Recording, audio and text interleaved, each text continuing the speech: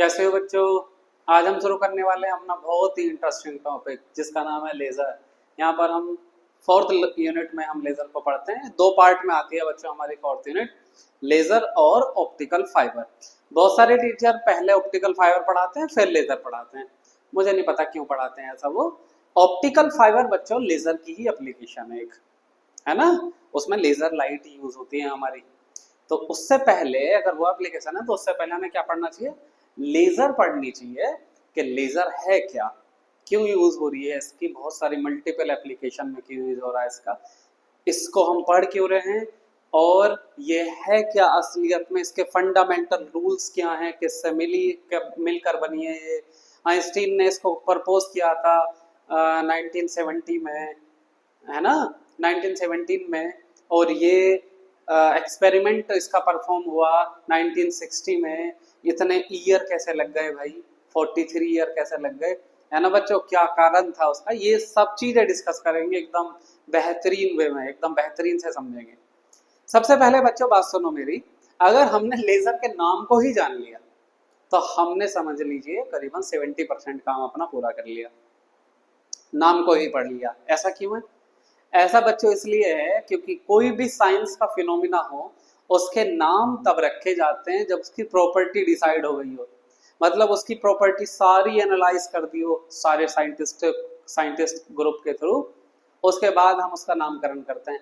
हमारी तरह नहीं है, कोई बच्चा हुआ कि अभी क्या नाम रखें इसका, क्या नाम रखें, सबसे छोटा है अच्छा छोटू उसका नाम आज से छोटू है, वो बड़ा भी हो गया लेकिन उसका बेचारे का नाम छोटू रह गया, है ना, उसे छोटू ही बोल रहे हैं सब समझ रहे हो।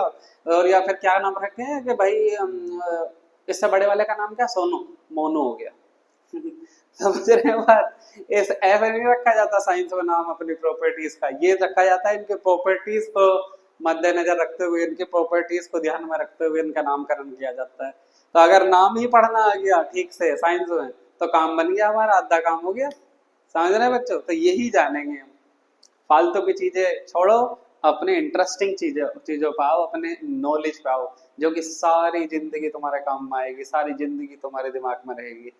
उससे ही तो हम बिल्ड होते हैं ना, वही हमें इम्प्रूव करती है चीजें। चलो बच्चों आ जाओ, क्या है बच्चों ये लेजर, LASER, ये वर्ड पढ़ने हैं बस हमें, क्या क्या है देखो। एल से क्या बन गया हमारा, लाइट। सबसे पहले क्या है, लाइट। उसके बाद क्या है बच्चों, ए से। भाई हम सब जानते हैं लाइट क्या होती है, लाइट क्या होती है भाई, लाइट जो आ रही है हमारी लाइट होती है। अगर एक ही टाइप की लाइट हो, यानी कि एक ही कलर हो उसमें, उसे हम मोनोक्रोमेटिक बोलते हैं। मोनो मतलब एक, क्रोमेटिक मतलब कलर, मोनोक्रोमेटिक हो गया जिसमें एक ही वेवलेंथ है, कोई दिक्कत नहीं। तो ये क्या हुआ बच्चों, लाइट आई हमारी। उसके बाद हम क्या कर रहे हैं, ए क्या है बच्चों, एम्पलीफिकेशन।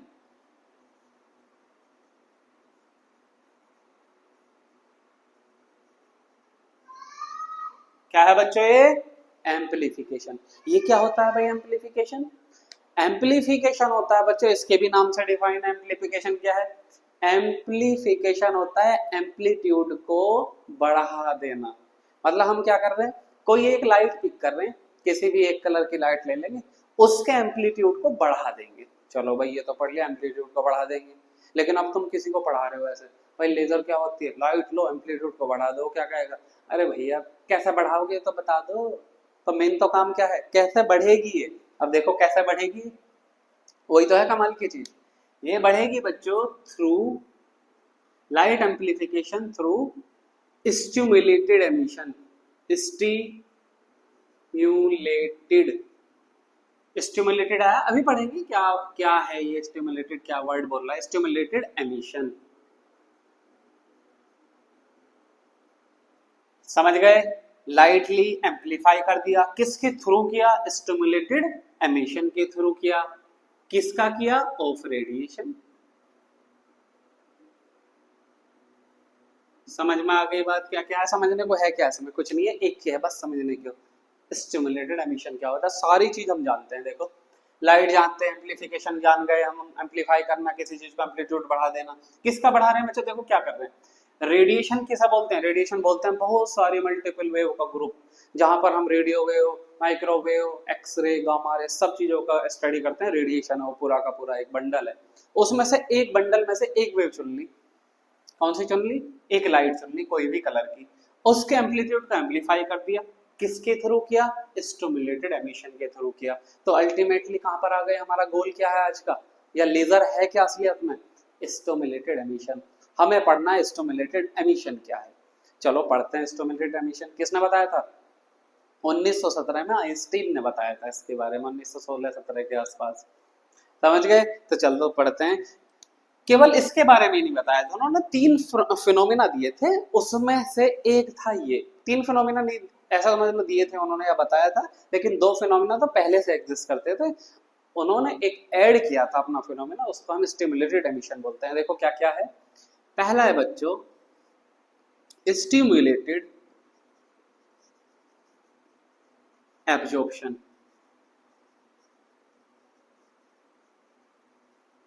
क्या है पहला? Stimulated absorption. क्या होता है भाई स्टिमुलेटेड एब्जॉर्प्शन? नाम से ही थोड़ा सा क्लियर हो रहा है, एब्जॉर्ब हो रहा है यहाँ पर कुछ। देखो स्टिमुलेटेड का मतलब अभी समझ में आ जाएगा, अभी थोड़ी सी मिस्ट्री रहने दो इसे, थोड़ा सा मजा आएगा धीरे धीरे पढ़ने में, है ना।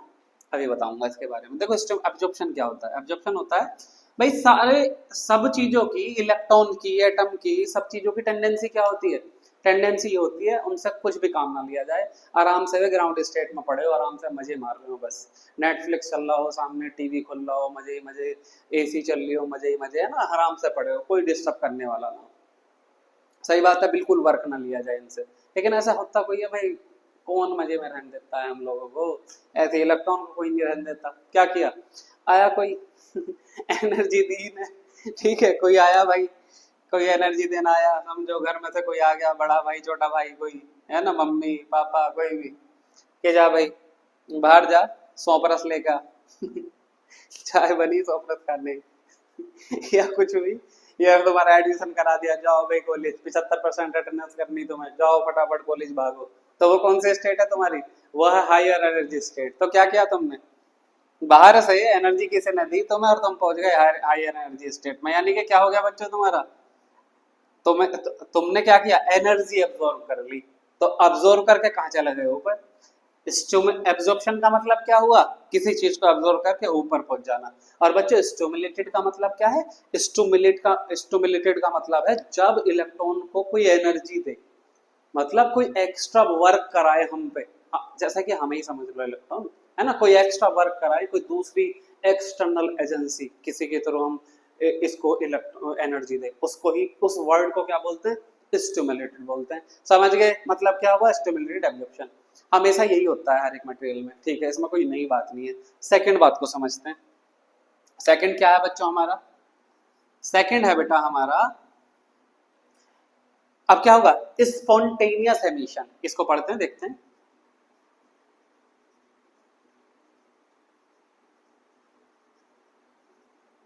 स्पॉन्टेनियस एमिशन, ये क्या हुआ? एक बार बताओ बच्चों, अब क्या होगा इसमें स्पॉन्टेनियस में? देखो सिंपल सी बात सुनो भाई, तुमसे फोर्सफुल्ली काम कराया जा रहा है ना, तुम्हें 100 प्लस लेने भेज दिया किसी ने, या फिर तुम्हें कॉलेज भेज दिया, ज्यादा टाइम तक रुकने की प्रेफर कोई करोगे? वहां पर बाढ़ में जाए, हायर एनर्जी लेवल पे एनर्जी लेवल, अपना नेटफ्लिक्स में मूवी चल रही थी, कोई सी सीरीज देख रहे थे, भेज दिया यहाँ पर, आराम से आके मूवी देखोगे तुम। कितने टाइम रुकोगे? बहुत ही कम। कितना टाइम रुकते हैं इलेक्ट्रॉन्स? 10⁻⁻8 सेकंड रुकते हैं, केवल नैनो सेकंड के करीबन रुकते हैं। अपने दोस्त हैं, अपने भाई हैं इलेक्ट्रॉन, बिल्कुल हमारी तरह काम कर रहे हैं समझ रहे हो बात? बिल्कुल वही कर रहे हैं जो हम करते हैं भाई, हम भी तो उनसे मिलकर बने हैं ना बच्चों। बिल्कुल, तो हमारे में भी तो ये प्रॉपर्टी है, बिल्कुल सेम टू सेम। तो क्या हुआ? 10⁻⁻8 सेकंड रुके और अपना अपने घर, बाहर में जाए सब। और जो बाहर से किसी ने एक्सटर्नल सोर्स से एनर्जी दी थी, उसे दे दी, ले पकड़ भैया अपना काम, हम तो जा रहे भैया ग्राउंड स्टेट में, आ गए ग्राउंड स्टेट में। एक फोटोन निकाल दिया उसने, जो एनर्जी दी थी बच्चों वो फोटोन है, एच न्यू। किसने बताया था? मैक्स प्लांक ने बताया था हमने, is equal to H nu होती है एनर्जी मैक्स प्लांक के अकॉर्डिंग।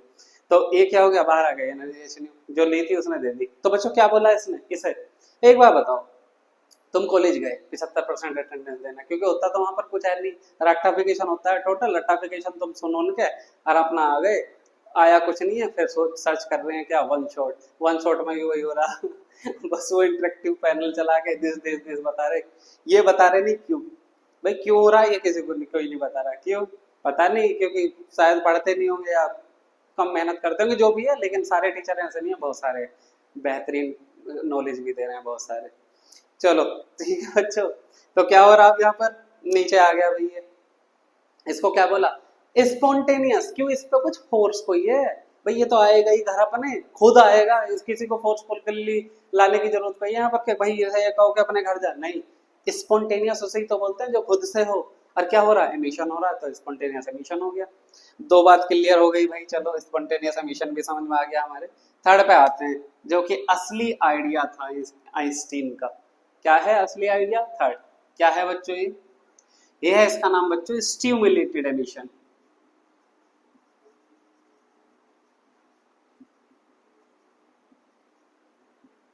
क्या नाम है, स्टिमुलेटेड एमिशन, समझ गए होंगे नाम से ही, देखो लेजर में ही तो रखा है स्टिमुलेटेड एमिशन, यही तो लेजर है, इससे तो लेजर बनेगी, और है क्या ये भी जान गए होंगे तुम। देखो एमिशन का मतलब हमें पता है जब ऊपर से नीचे गिरेगा कोई, और स्टिमुलेटेड का ही मतलब हमें पता है कि फोर्सफुल्ली वहां पर कोई ना कोई एनर्जी देगा बाहर से आके, जी तो स्टिमुलेटेड का मतलब। चलो तो क्या होगा यहाँ पर, देखो आइंस्टीन ने क्या आइडिया प्रपोज करा था, आइंस्टीन ने ये आइडिया प्रपोज करा था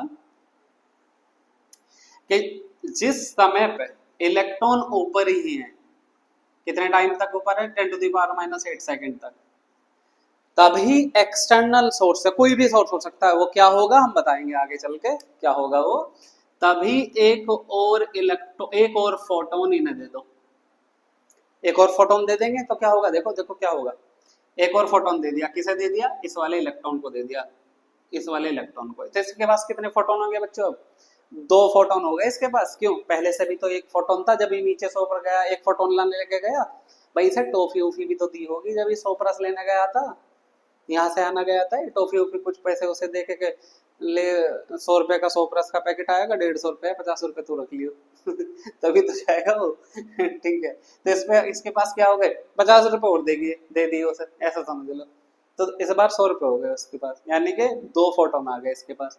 जब ये अभी नीचे आएगा अपने घर, तो कितने एनर्जी रिलीज करेगा, अब ये उससे भी नहीं मान रहा, भाड़ में जाओ, ये तो अपने घर जाना, तो कितने फोटोन रिलीज करेगा ये, दो, ये रे दो फोटोन, एच न्यू और एच न्यू।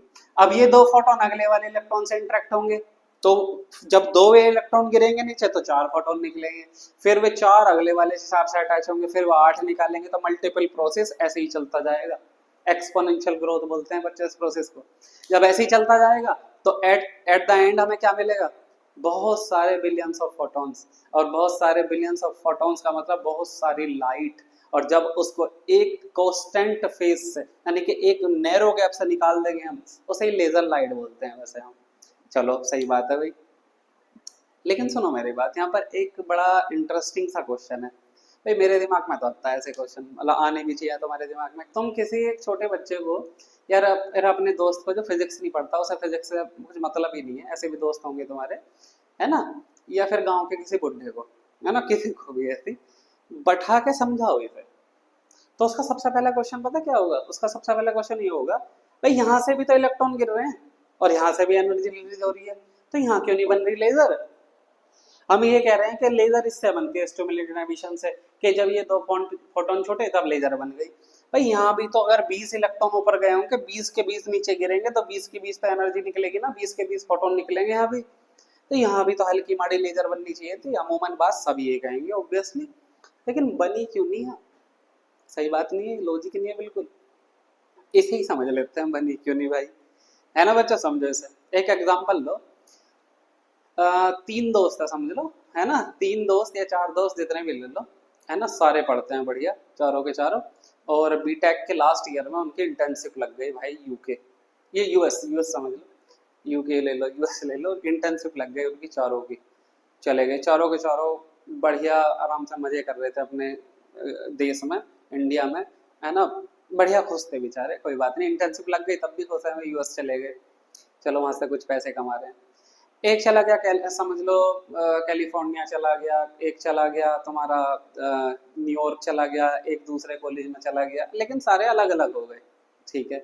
अब भाई 1-2 दिन रहे वो, कुछ टाइम रहे वहां पर, समझ लो भाई 1-2 दिन 10⁻⁻8 सेकंड है ऐसा समझ लो, लेकिन मन नहीं लग रहा उनका। क्यों नहीं लग रहा भाई? अपने घर रहते हुए इंडिया में आराम से दोस्तों के साथ घूमते थे, मजे करते थे, इधर उधर घूमते थे शाम के टाइम, मस्ती से एकदम, है ना, मजे आते थे, आपस में शेयर करते थे, आपस में बातें हंसते थे, मजे करते थे। वहाँ वहां पर कोई है ही नहीं इंडियन जो उनसे दोस्ती कर रहा हो, समझ रहे हैं? ऐसी स्थिति ले रहे हैं हम।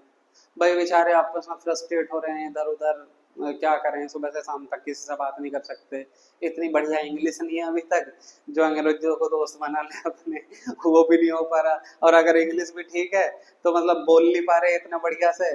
भाई इंग्लिश में गाली देने में इतना मजा नहीं है ना। समझ गए बात? मतलब कुल मिला के ये चीज हो रही है ना, दोस्तों के साथ घूम नहीं पा रहे, तो क्या करा, 4 में से 3 वापस आ गए ऐसी बेचारे, एक एक मतलब जो उन्हें पैसा मिल रहा था वहां पर उसे उसे त्याग के, बाहर में जाए तुम्हारा पैसा, हम जाएंगे अपने गांव में मजे करेंगे वहाँ, आराम से खेतों में घूमेंगे। तो वे 3 फोटोन कौन से हैं जो अपना एक एक जो भी अमाउंट था उनका वो सौंप के उसी कंपनी को आ गए, एक एक एक अलग अलग अपने अलग अलग स्टेट से यूएस के। उनमें से एक दोस्त ने थोड़ा सा इंतजार किया वहाँ, है ना, कोई बात नहीं, चलो लगेगा मन धीरे धीरे। और हुआ क्या, जब इंतजार कर रहा था इंतजार का फल मिला उसे, क्या, वहां पर उसे अपना दोस्त मिल गया, एक दोस्त मतलब इंडियन मिल गया जो उसकी लैंग्वेज में बढ़िया सा बात कर सकता था, शाम के टाइम उसके साथ घूम सकता था, उसी की कंपनी में काम करता था वो, मजा आ गया उसका। भाई साहब शाम के टाइम सारी बातें कर रहे हैं, गपशप मार रहे हैं, गाली दे रहे हैं अपनी लैंग्वेज में, मजा ही आ रहा, खेतों में घूम रहे हैं मस्त।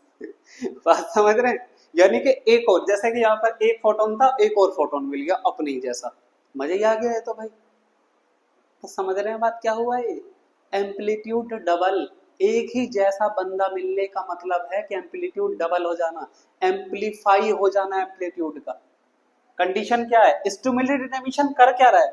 एम्पलीफिकेशन कर रहा है, किसका? एम्पलीट्यूड का।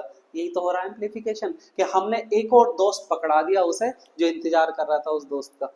समझ रहे हैं? किसी का इंतजार कर रहा था कोई बेटर कर दे अपनी लाइफ, वो ही है वो इलेक्ट्रॉन, वो ही है वो फोटोन। सॉरी बच्चों, बात समझ में आई? क्योंकि एक तो इंतजार कर रहा था ना, एक तो पहले से ही रखा ना फोटोन उसके पास, एक इलेक्ट्रॉन के पास, बस दूसरा आ गया, आने की जरूरत थी दूसरे की। अब जब 2 फोटोन बाहर गए, आराम से भाई साहब ये आपस में बॉन्डिंग इनकी इतनी तकड़ी है, दोस्ती है अपनी, है ना, तो एम्पलीट्यूड डबल कर रहे हैं। इसे ही बोलते हैं बच्चों कोहेरेंट सोर्स, वैसे मजाक मजाक में। कोहेरेंट सोर्स क्या होते हैं? Same amplitude, same frequency, same constant, phase difference दोनों के बीच का हो गए ना। तो क्या हुआ? कंस्ट्रक्टिव इंटरफेरेंस हो गया, और कंस्ट्रक्टिव इंटरफेरेंस हो गया तो एम्पलीट्यूड एम्पलीफाई हो गया, डबल हो गया। कहानी बढ़िया लगी बच्चों? समझ में आई बात? समझ में भी आ गई होगी बात कि क्यों नहीं होता स्पॉन्टेनियस एमिशन से लेजर, क्यों नहीं बनती भैया? इसलिए नहीं बनती क्योंकि अलग अलग फोटोन निकाल रहे हैं ये, और अलग अलग फोटोन के फेज, एम्पलीट्यूड, ये सब अलग हैं, उनके फेज अलग हैं, तो अलग अलग जा रहे हैं वो। और जब अलग अलग फेज होंगे, अलग अलग जाएंगे, तो कहाँ से आपस में मैच करके एम्पलीफाई करेंगे अपने एम्पलीट्यूड को? कहाँ से कंस्ट्रक्टिव इंटरफेरेंस कर लेंगे वो? सिंपल कहानी है एकदम, बढ़िया कहानी है, बिल्कुल समझ में आ गई होगी बात। अब चलते हैं अपनी आइंस्टीन ने जो इनकी प्रोबेबिलिटी बताई है। प्रोबेबिलिटी मतलब तीनों स्टेट की प्रोबेबिलिटी क्या होगी। भाई प्रोबेबिलिटी क्यों निकाल रहे हैं? काम आएगी अभी अभी अभी देखना, डेरिवेशन करेंगे उसमें काम आएगी। चलो बच्चों प्रोबेबिलिटी निकालते हैं। समझ लो ये स्टेट 1 है, ये स्टेट 2 है, इसकी एनर्जी, इसमें नंबर ऑफ एटम 1 है, इसमें नंबर ऑफ एटम 2 है, कोई दिक्कत नहीं। प्रोबेबिलिटी क्या होगी बच्चों? प्रोबेबिलिटी होगी इलेक्ट्रॉन्स की 1 से 2 में जाने की। किस किस चीज पे डिपेंड करेगी बच्चों? देखो, क्या नंबर ऑफ एटम n1 पे डिपेंड नहीं करेगी? क्योंकि ग्राउंड स्टेट में n1 तो नंबर ऑफ एटम रखे हैं, बिल्कुल करेगी। दूसरी बात बच्चों, उस पर डिपेंड नहीं करेगी जो एनर्जी हमने यहाँ पर दी है। बच्चों एक बात और ध्यान रखना, कॉन्सेप्ट है अभी यहाँ पर, हम केवल उस एनर्जी की बात करते हैं जो हम अपनी तरफ से दें किसी सिस्टम को, यानी कि काम कराएं अपनी तरफ से कुछ भी हो। समझ रहे हैं? तो एनर्जी की कौन से सिस्टम में बात होगी? केवल जो स्टिमुलेटेड हैं। स्टिमुलेटेड ही तो वे वाले सिस्टम होते हैं जिसमें हम खुद से काम कराएं, इसमें और इसमें। तो बच्चों क्या आ जाएगा? एक एनर्जी डेंसिटी की टर्म ले लो बच्चों, जब एक इलेक्ट्रॉन की बात करें तो एनर्जी को ई लिख दो, लेकिन जब बहुत सारे इलेक्ट्रॉन हो, हमें पता ना हो कितने हो, तो डेंसिटी की बात करते हैं। एनर्जी डेंसिटी को हम ई न्यू भी लिख सकते हैं, यू न्यू भी लिख सकते हैं, बस एक सिंबल है, सिंपल है बच्चों, ठीक है।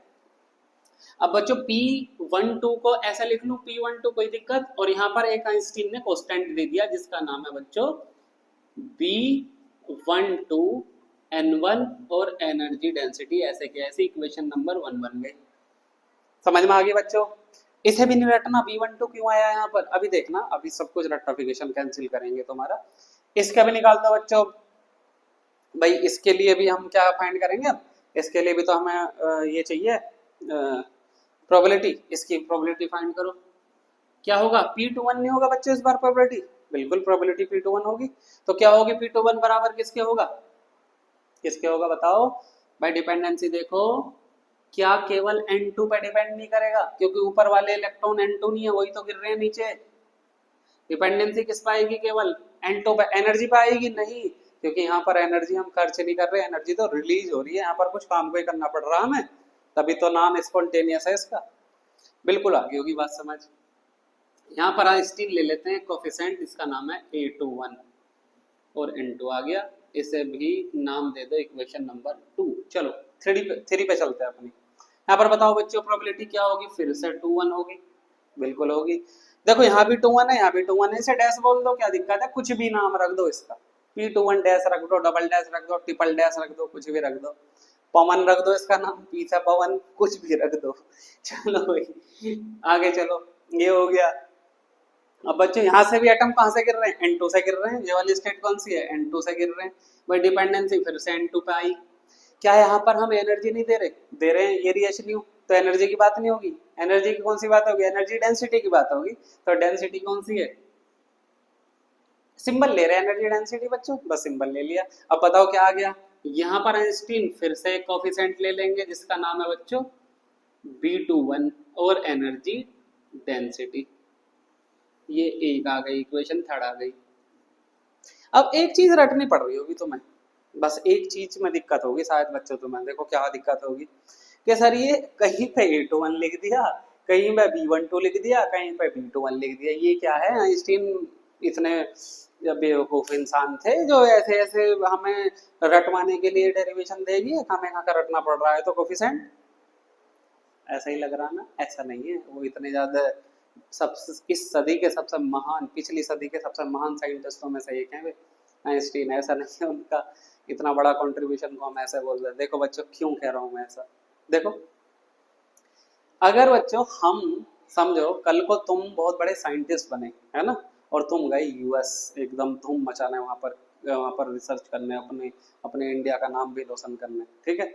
और आपने कोई एक बहुत बड़ी रिसर्च कर दी, आपने E बराबर MC² को गलत साबित करके ये बोल दिया कि ये E बराबर MC की पावर क्यूब होना चाहिए, समझ रहे हैं, कितनी कमाल की चीज हो गई। और तुमने एक फिर पेपर पब्लिश किया, तो क्या करोगे बच्चों तुम अगर सच में इंडियन हो, तुम अपने इंडिया से प्यार करते हो, तो कुछ ना कुछ कंट्रीब्यूशन, कुछ ना कुछ नामो निशान उस पेपर में जो पब्लिकेशन होगा तुम्हारा डालोगे, उसमें कुछ ना कुछ ऐसा कंट्रीब्यूशन जो तुम्हें तुम्हारे इंडिया को रिकॉग्नाइज करे। यही काम किया है अल्बर्ट आइंस्टीन ने। क्यों, अल्बर्ट आइंस्टीन थे बच्चों बेसिकली जर्मन साइंटिस्ट। जब बच्चों सेकेंड वर्ल्ड वॉर चल रहा था वहां पर, तो एक बेवकूफ इंसान पैदा हुआ था इस धरती पे जिसका नाम है हिटलर। उसने डिक्टेटर ने, उसने सबसे बड़ा डिक्टेटर जो था, उसने सबसे पहले कटाक्ष किस पे किया था, जो सबसे बड़ा माइंड होता है किसी भी देश का, साइंटिस्ट। साइंटिस्ट होते हैं बच्चों एक सोच, वो पूरी एक सोसाइटी को चेंज करने वाले लोग होते हैं, उनको पकड़ के मारना शुरू किया। यही बच्चों डिक्टेटरशिप की डेफिनेशन होती है कहीं भी, समझ रहे हैं आप, समझ गए होंगे, समझदार हैं आप। तो मतलब क्या किया उसने, उनको पकड़ना मारना शुरू किया, और वे भाग के कहाँ हैं, यूएस में। यूएस ने उन्हें पनाह दी, यूएस ने उनको रखा अपने पास, क्योंकि ऑब्वियसली यूएस को पहले से पता था कि ये कितने कितने कमाल के लोग हो सकते हैं। लेकिन असली जो भक्त होता है, देशभक्त, वो वही होता है जो अपने देश को भी याद करे। अब यहाँ पर कैसे याद किया है स्टीन ने, पता है बच्चों, स्टिमुलेटेड जो वर्ड बनता है जर्मन में, मैं उसका लिंक में दे दूंगा आपको, चाहे तो फोटो लगा दूंगा स्क्रीनशॉट छोटा सा। स्टिमुलेटेड वर्ड बनता है हमारा जर्मन में बी से, समझ रहे हैं आप, जर्मन भाषा में कहां से बनता है, बी से। और स्पॉन्टेनियस कहां से बनता है, ए से। कोई नहीं बता सकता है, कोई नहीं बताएगा, क्योंकि इसके लिए मेहनत करनी पड़ती है बच्चों। लॉजिक ढूंढने पड़ते हैं, हर जगह लॉजिक ढूंढने पड़ते हैं कि क्यों ऐसा ही क्यों है। और इसी का नाम साइंस है, उसका ही नाम ही तो मजा है, उसी का नाम तो इंजॉय है, फ्री हो जाना, उसे ही तो बोलते हैं। समझते हैं? स्पॉन्टेनियस वर्ड जर्मन भाषा में कहाँ से बनता है? ए से। और स्पॉन्टेनियस स्टिमुलेटेड कहाँ से बनता है? बी से। जहां पर भी स्टिमुलेटेड वहां पर बी है, और जहां पर भी स्पॉन्टेनियस वहां पर ए है। 2 1 A 1, या फिर ये 2 से 1 और 1 से 2 कहाँ क्यों आए हैं बच्चों? 2 से 1 में गिर रहा तो 2 1 आ गया, 1 से 2 में जा रहा तो 1 2 आ गया, सिंपल है। अब बताओ रटोगे तुम इसे? मेरे ख्याल से बिल्कुल नहीं रटोगे इसे तुम। चलो भाई, अब ये तो हुई आइंस्टीन कोफिशिएंट्स की बात हो गई, है ना। अब कोई कुछ चीजें हैं बच्चों, इसमें ये पढ़ ले, एक काम करें, एक काम करते हैं, यहाँ पर ही हम एक काम कर लेते हैं, लेजर अभी पढ़ेंगे भाई। लेजर का ये तो पढ़ लिया, फंडामेंटल कैसे बन रही है, फंडामेंटल भी चीजें 2 2 नंबर की कवर करेंगे, लेकिन एक काम कर लें, यहाँ पर ही लगे हाथ तो सबसे बढ़िया रहेगा वो। आइंस्टीन कोफिशिएंट्स फाइंड कर लेते हैं, रेशियो ऑफ आइंस्टीन, तीनों को लिख लेते हैं अलग अलग। पहले फर्स्ट क्या है बच्चों? प्रोबेबिलिटी कौन सी हो रही है? 1 से 2 में जाने की। किस किस पे डिपेंड कर रही है? कोफिशिएंट है बी 1 2 और n 1 पे डिपेंड कर रही है। इक्वेशन नंबर 1 दे दी थी। दूसरी प्रोबेबिलिटी देख लेते हैं, ये कौन सी है बच्चों? स्टिमुलेटेड एब्जॉर्प्शन की। ठीक है, लिखना जरूरी तो नहीं है, लिख लेना है ना, बढ़िया से लिख लेना। जब बच्चों हमारे रिलेशन बिटवीन आइंस्टीन कोफिशिएंट आते हैं ना पेपर में, लॉन्ग क्वेश्चन आता है, हमेशा आता है करीबन करीबन, तो पूरा डेरिवेशन ऐसे करना है। सबसे पहले हमें लिखना है यहाँ पर स्टिमुलेटेड एब्जॉर्प्शन, उसके बारे में लिखना है क्या होता है। जब हम एनर्जी देते हैं, एटम कहाँ जाता है? ग्राउंड से ऊपर चले जाता है, एनर्जी अब्सॉर्ब करके, उसे बोलते हैं स्टिमुलेटेड एब्जॉर्प्शन। उसकी प्रोबेबिलिटी ये होती है, इस तरीके से लिखना है। मैं तो डायरेक्ट कर रहा हूँ क्योंकि हमने अभी अभी करा है ये। उसके बाद क्या आएगा बच्चों? P21, ये क्या था बच्चों? A21N2, equation number 2। इसका क्या नाम है? इसका नाम है स्पॉन्टेनियस एमिशन। ठीक है, इसको भी डिफाइन कर देंगे हम। थर्ड, ये क्या है बच्चों? डैश मान लिया था हमने, P21, ये क्या था? B21N2, और एनर्जी आ जाएगी बच्चे, यहाँ भी एनर्जी आ जाएगी, है ना। एनर्जी क्यों आएगी यहाँ पर? क्योंकि यहाँ भी एनर्जी दे रहे हैं और यहाँ भी एनर्जी दे रहे हैं। इसका नाम तभी तो स्टिमुलेटेड पढ़ा, और तीसरे का भी स्टिमुलेटेड पढ़ा। ऊपर वाला एब्जॉर्प्शन है, नीचे वाला एमिशन है, इससे ही लेजर बन गए। चलो भाई, ये तो बात सही है बिल्कुल, लेकिन आगे चलते हैं। देखो क्या करना, क्या करेंगे हम भाई। ऑब्वियस सी बात है कि जितना एब्जॉर्प्शन हुआ होगा उतना ही एमिशन होगा। भाई सही बात नहीं है, बिल्कुल एकदम करेक्ट बात नहीं है भाई। जितने एटम एब्जॉर्ब किए होंगे ऊपर गए होंगे, उतने ही ग्राउंड में आ गए होंगे, क्योंकि टेंडेंसी क्या है सबकी? स्टेबल हो जाना। स्टेबल स्टेट कौन सी है? Ground state. अब बच्चों एब्जॉर्प्शन कौन सी उसमें हुआ है? केवल P12 में। भाई P12 ही तो एब्जॉर्प्शन है, जिसका नाम स्टिमुलेटेड एब्जॉर्प्शन है। लेकिन एमिशन कौन कौन सी टर्म में हुआ है? 2 में। पहले का नाम है P21, इसका नाम है बच्चों स्पॉन्टेनियस एमिशन, और दूसरे का नाम क्या है? स्टिमुलेटेड एमिशन, जिसे डैश बोल दिया हमने। सिंपल नहीं है बिल्कुल कहानी भाई। Emission absorption is equal to emission, जैसे कि 4 इज इक्वल टू 1 + 3 भाई, इज इक्वल टू 4 ही तो है, या 3 + 1 बोल लो, कैसे ही बोल लो, 2 + 2 बोल लो, कैसे ही बोल लो। Absorption is equal to emission, रख दो सारी वैल्यूज। क्या वैल्यू है? B12 N1 energy density is equal to, ये रख दो, A21 N2 plus B21 N2 energy density. बेहतरीन नहीं? अभी तक बढ़िया चल रहा है। चलो, तो कितना सिंपल है डेरिवेशन। हमेशा की तरह हम क्या करेंगे? फिर से हमेशा की तरह इसका कॉन्सेप्ट समझेंगे। कॉन्सेप्ट कैसे समझते हैं हम हमेशा की तरह? हम सबसे पहले आपको ये बता देते हैं कि हमारा रिजल्ट क्या आने वाला है। भाई बढ़िया बात है, तभी तो हम गोल पे फोकस करेंगे। भाई हमारा गोल होगा, जैसे किसी बहुत सारे बच्चों का IAS बनना, तो गोल है ना, तभी तो वो उसके पीछे मेहनत कर रहा है। ऐसे ही बच्चों, ये पढ़ने का एक अच्छा तरीका जो मुझे लगता है, और पढ़ाने का भी अच्छा तरीका लगता है, कि पहले अपने गोल को बता दो, उसके बाद 1 बाय 1 उस तक पहुंचते हैं। सही बात है बच्चों, यही मेरा तरीका होता है। तो क्या है बच्चों, यहाँ पर देखो गोल क्या है आइंस्टीन का। आइंस्टीन का गोल ये है कि यहाँ पर जो एनर्जी डेंसिटी है ये वाली, भाई एनर्जी डेंसिटी किसी इलेक्ट्रॉन की, किसी एटम की, भाई बराबर सेम ही तो होगी, चाहे उसके बारे में कोई एक साइंटिस्ट बोला, आइंस्टीन ने बोल दिया, और चाहे उसके बारे में मैक्स प्लांक बोल के गया हो, बात तो सेम ही है भाई। इलेक्ट्रॉन तो इलेक्ट्रॉन ही है। इलेक्ट्रॉन जितनी एनर्जी गैदर करेगा, कितनी एनर्जी छोड़ेगा, उसके बारे में कोई भी बोले, बात समझ रहे हैं, बात एक ही होगी। रास्ते कोई भी हो, जाना इलेक्ट्रॉन तक ही है। इलेक्ट्रॉन की किस पे जाना है? एनर्जी डेंसिटी पर। और इलेक्ट्रॉन या एटम के बारे में एनर्जी डेंसिटी क्या होगी उसकी, पहले से ही एक बंदे ने एक्सप्रेशन दे रखा है हमें, पहले से रिलेशन फाइंड कर रखा है। उसका नाम है क्या बच्चों? Max Planck. समझ रहे हैं बच्चों क्या नाम है उसका? क्या बोलते हैं, दूसरा नाम क्या है बच्चों मैक्स प्लांक का? याद करो कुछ अगर पता हो तो। Father of quantum mechanics. Quantum mechanics उन्होंने दिया, यूनिट 1 में पढ़ेंगे बहुत डिटेल से। तो उन्होंने एनर्जी डेंसिटी का क्या फॉर्मूला दे रखा है? ये दे रखा है बच्चों, देखो एनर्जी डेंसिटी बराबर होगी 8 पाई एच न्यू की क्यूब डिवाइडेड बाई सी की cube 1 divided by E to the power H nu divided by K B T minus 1। Energy density किसके बराबर होगी? इसके बराबर होगी भाई, ये बता रखा है किसने? मैक्स प्लांक ने। और पूरा एकदम वैलिड डेरिवेशन है, वैलिड एकदम थ्योरी है एकदम फुल्ली। इसने ही बच्चों असलियत में क्वांटम मैकेनिक्स को जन्म दिया है इस थ्योरी में। समझ रहे हैं, बिल्कुल वैलिड है 100%। तो आइंस्टीन क्या चाह रहे हैं? ये क्या है बच्चों? यह है एनर्जी डेंसिटी, बिल्कुल सेम टू सेम जो वाली एनर्जी डेंसिटी है। तो आइंस्टीन ये चाह रहे हैं कि अपनी एक्सप्रेशन में एनर्जी डेंसिटी किसी भी तरीके से फाइंड करें और इस वाली फॉर्म को इस तरीके से बना लें जिससे हम कंपेयर करके कुछ रिजल्ट फाइंड कर सकें। सही बात है भाई, बिल्कुल सही बात है। तो बताओ बच्चों, आप खुद डेरिवेशन तुम चलाओगे, देखो मैं नहीं करूंगा कुछ भी, तुम ही बताओगे क्या करना है। देखो क्या बच्चों, एक बार बताओ, एनर्जी डेंसिटी फाइंड करनी है, उसकी तरह बनाना है हमें रिजल्ट। भाई एक बार बताओ, वो समझ लो कोई BMW की कार है, ठीक है, BMW की कार है, तुम किसी दूसरी कंपनी कोई कार बनाना चाह रही है, तो भाई प्रोटोकॉल किसका ले, मतलब किसको एक मापन की तरह ले, यानी कि किसको आइडियल माने? उसको ही तो मानेगी कार को ही, या फिर ट्रैक्टर ले लेगी वो नहीं ना भाई, कार की कंपेयर कार से तो करेगी ना। तो इसका मतलब हमें इसको, जो हमारा अभी तक ये ट्रैक्टर की तरह आ रहा है, इसको कार की तरह बनाना पड़ेगा ना मॉडल में। तो वही कर रहे हैं हम, थोड़ा सा छाटना पाटना पड़ेगा ना रिलेशन को, वही करना चाह रहे हैं। देखो क्या करो भाई, एनर्जी डेंसिटी इधर आ रही है, एनर्जी डेंसिटी इधर आ रही है, लेफ्ट हैंड साइड पे बनानी हमें एनर्जी डेंसिटी है, तो क्या करो, इस पूरे को उठा के इधर ले जाओ, एनर्जी डेंसिटी कॉमन ले लो, जो भी आएगा उधर फेंक दो, कम से कम लेफ्ट हैंड साइड पे एनर्जी डेंसिटी तो आ जाएगी, ले जाओ।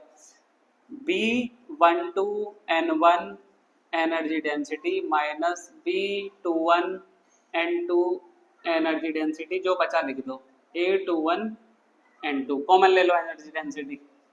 भाई इसी फॉर्म में बनाना ना, क्या क्या बचा बच्चों? B12 N1 minus B21 N2, यही तो बचा, is equal to A21 N2।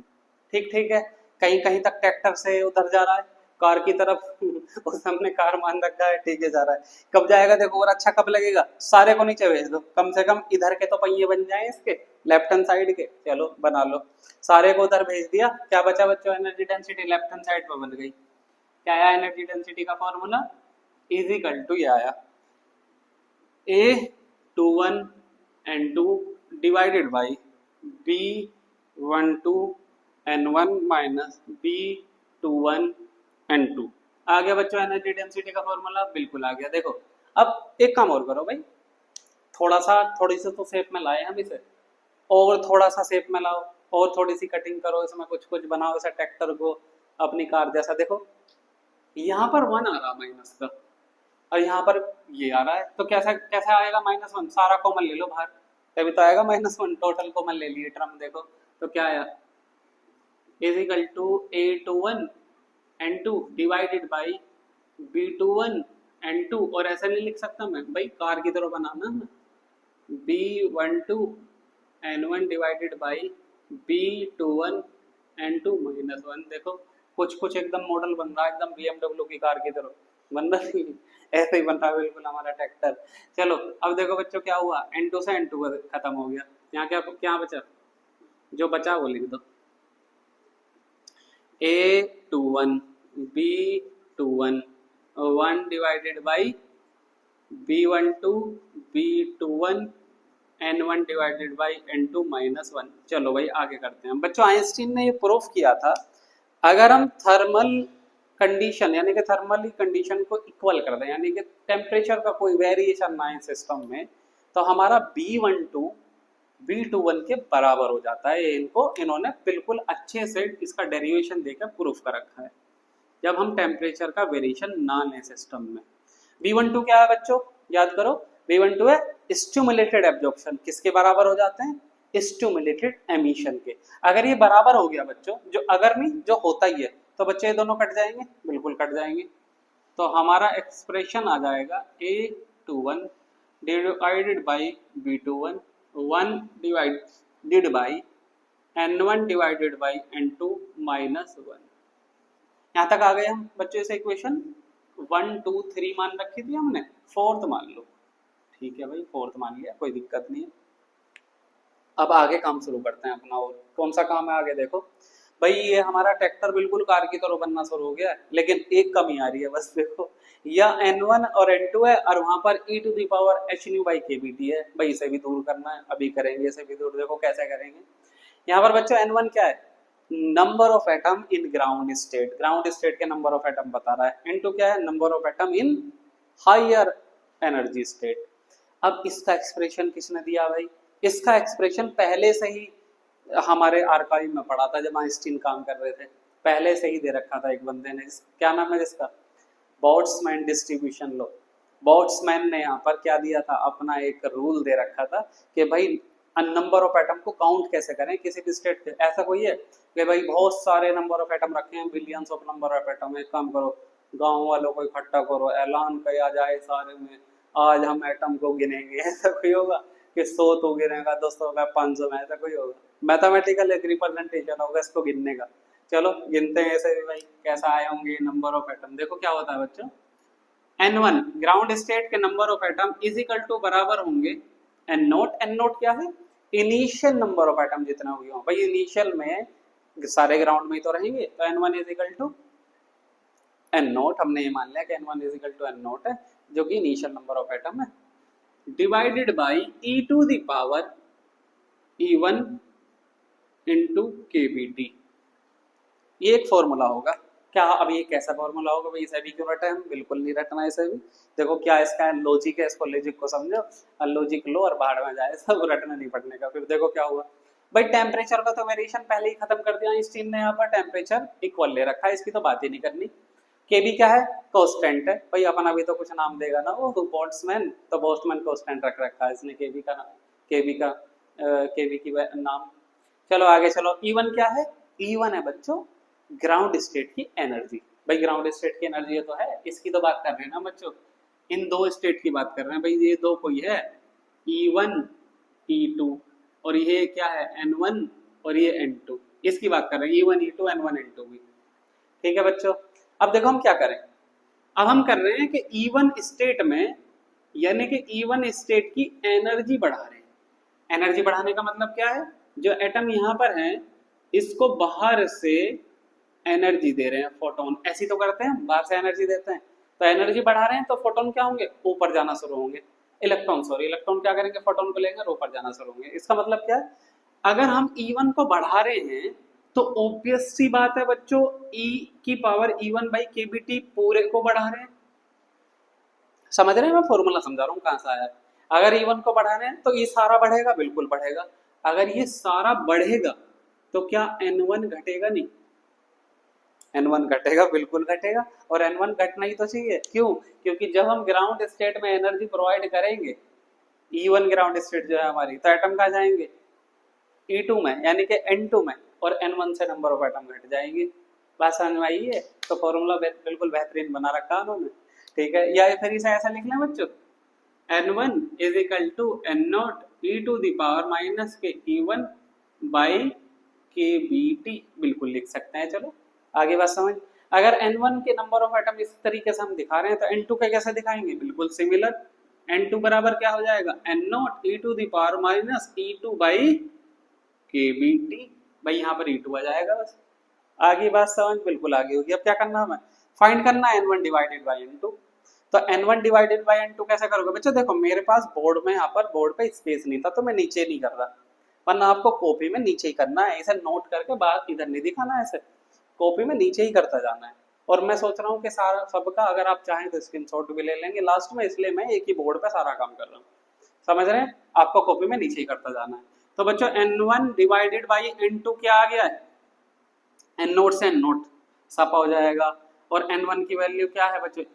E1 by KBT divided by, इसकी वैल्यू क्या है? Minus E2 by KBT। सही बात है बच्चों, बिल्कुल सही बात है।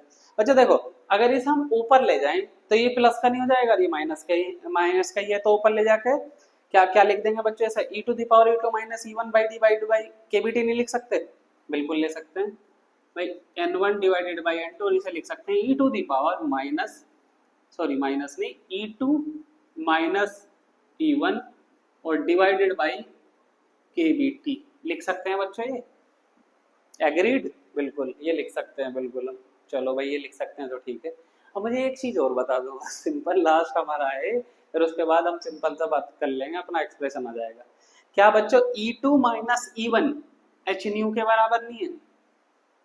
बात समझ में आई है? एच न्यू के बराबर कैसे है भाई? देखो यहाँ पर इलेक्ट्रॉन ने एनर्जी ली एच न्यू, और कहाँ पर चला गया? यहाँ पर चला गया बच्चों, तभी तो E1 से E2 में जा सकता है जब E2 माइनस E1, यानी कि एनर्जी दोनों गैप जो हो एनर्जी का, दोनों इनिशियल और हायर एनर्जी स्टेट का, वो एच न्यू के बराबर हो, तभी तो ऊपर जाएगा वो।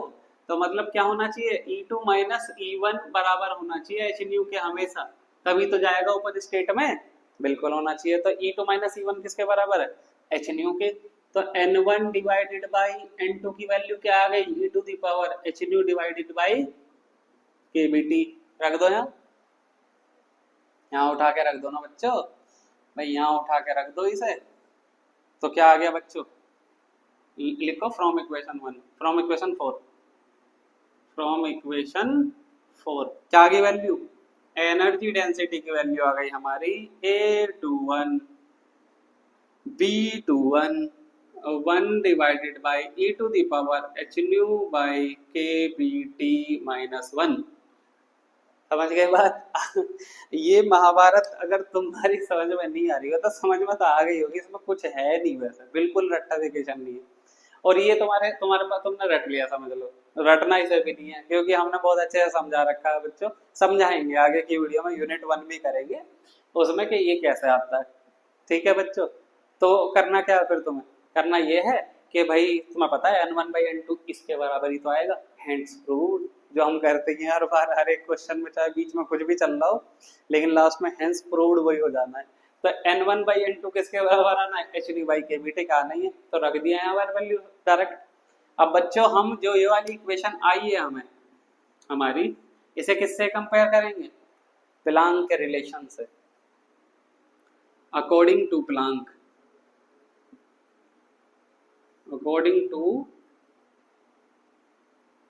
प्लांक्स क्या होता है बच्चों? एनर्जी डेंसिटी, एनर्जी डेंसिटी होती है 8 पाई एच न्यू की क्यूब बाई सी की cube 1 divided by E to the power H nu by KBT minus 1। अब इसे इक्वेशन दे दो कुछ भी, या फिर इसे इक्वेशन दे दो, या फिर कह दो सिंपल सा बाई कंपेयरिंग, कंपेयर कर दो। कंपेयर करके क्या आया भाई? कंपेयर करके क्या आया बता दो ना भाई। ये सिंपल सा सिंपल हमारा दोनों जो ट्रैक्टर से हम गाड़ी बना रहे थे, ट्रैक्टर से गाड़ी ना बन गई, बिल्कुल सेम लग रही, दोनों लग रही है बिल्कुल सेम टू सेम, बस अंतर क्या है? A21 B21 इसके बराबर है, वही तो करना चाह रहे हैं। आइंस्टीन कोफिशिएंट का रेशियो यही तो फाइंड करना चाह रहे थे Einstein. A21 divided by B21 किसके बराबर आया? 8 पाई एच न्यू की क्यूब बाई सी की क्यूब के बराबर आ गया। सही बात नहीं है? या फिर और क्या आया? A21 डिवाइडेड बाई B21 किस पे डिपेंडेंसी रख रहा है? फ्रीक्वेंसी की पावर क्यूब पे रख रहा है कि नहीं? क्यों डिपेंडेंसी को देख रहा हूं मैं?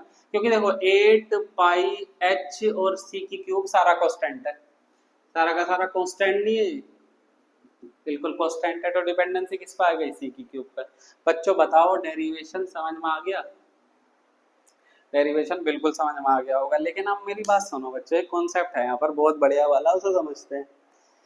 भाई आइंस्टीन इसलिए कोई कर रहे होंगे ये काम कि भाई आज क्या है यार, आज तो नेटफ्लिक्स में मूवी नहीं, नेटफ्लिक्स तो नहीं था तब आज मौलूल पे मूवी देखने का मन नहीं कर रहा है, आज कहीं जाने का भी मन नहीं है, कुछ मूड नहीं आ रहा है, चलो ठीक है, चलो एक काम करो, लेजर का कुछ सोल्व करके देखते हैं, ऐसी 2-3 पेज लिए ऐसे मंडे पड़े हैं, अरे कुछ ना, बस ऐसे सोल्व कर रहा हूँ मैं, ऐसा कोई कर रहे होंगे भाई, कुछ पर्पज होगा ना इस डेरिवेशन का, या फिर इसलिए भी नहीं कर रहे होंगे कि तुम्हारे एग्जाम में आएगा ना, इसलिए भी ना कर रहे थे वो, कुछ ना कुछ पर्पज तो होगा इस सॉल्यूशन के पीछे। पर्पज क्या है, पर्पज समझना आना बच्चों, हमें तो इससे नॉलेज लेके जानी है, मस्ती। देखो क्या पर्पज है, पर्पज ये है आइंस्टीन का, यहाँ पर ये बताना चाह रहे हैं कि इन फ्यूचर जब कोई भी लेजर पे काम करेगा तो भैया ये बात ध्यान में रखना, वरना सारा काम तुम गलत कर दोगे।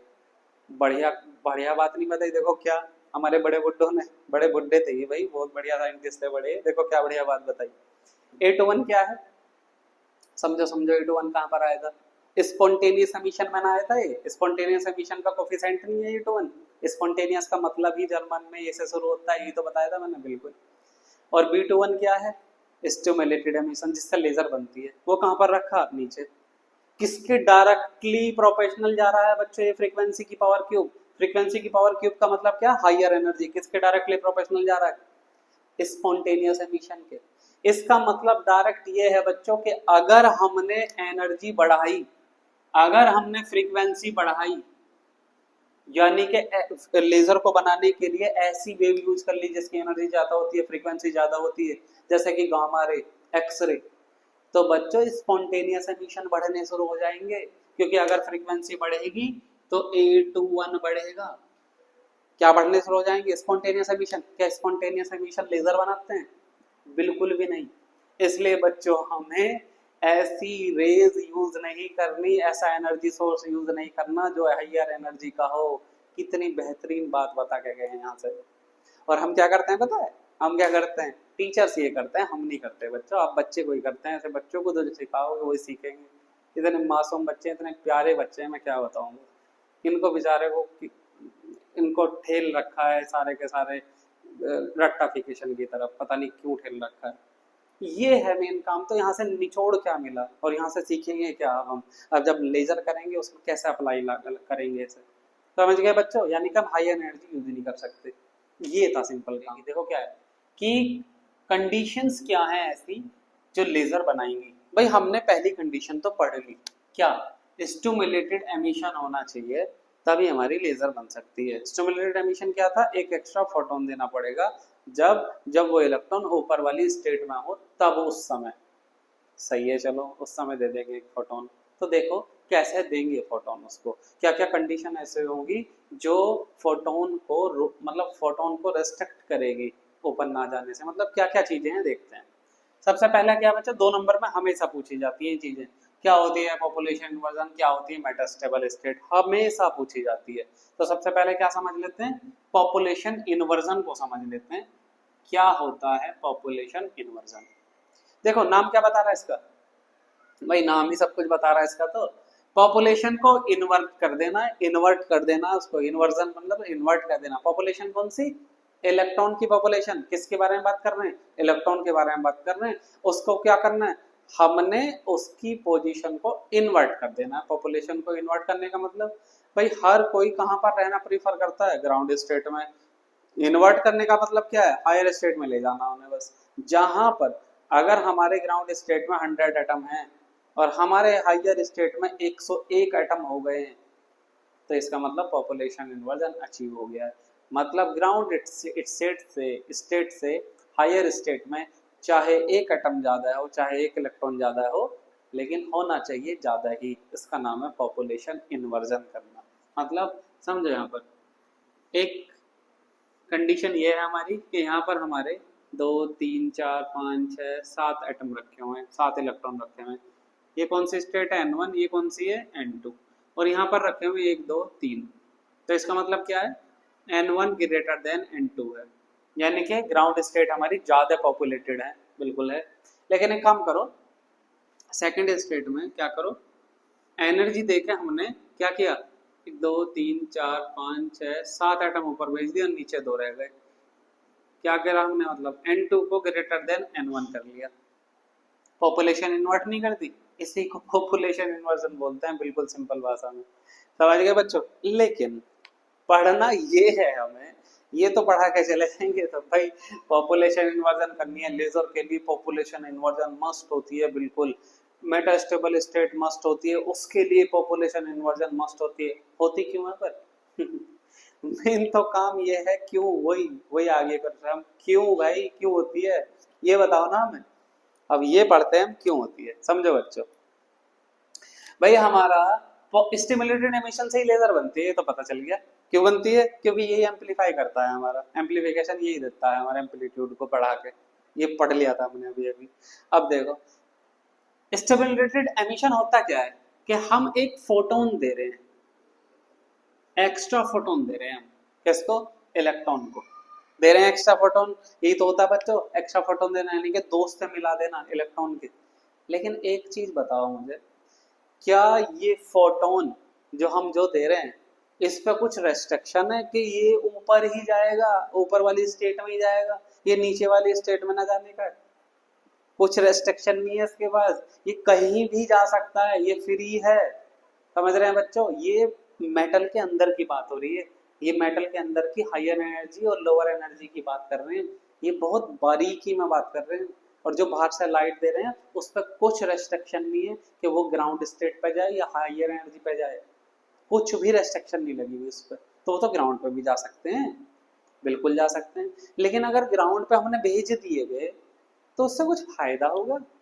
सोच के देखो ये भाई, ग्राउंड पर भी, ग्राउंड से तो हम पहले से ही उठा रहे हो ना ऊपर, क्यों उठा रहे पर ना ऊपर, जैसे वो ऊपर चले जाए। लेकिन क्यों ऊपर चले जाए भाई? ऊपर सही बात है, तुम ये कहोगे ऊपर चले नीचे गिरेंगे तभी तो एनर्जी मेट करेंगे, लेकिन ये काम तो स्पॉन्टेनियस में खुद से ही हो रहा है, करने की क्या जरूरत है? कर रहे किसमें हम? स्टिमुलेटेड में। क्या कर रहे हैं? एक फोटोन एक्स्ट्रा दे रहे हैं, लेकिन कंडीशन क्या है? ये तो नीचे भी जा सकता है।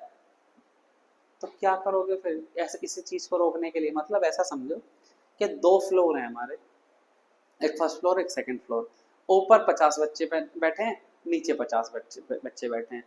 अब कोई टॉफी लेकर आया है, ठीक है, उसे बांटनी है इक्वल इक्वल।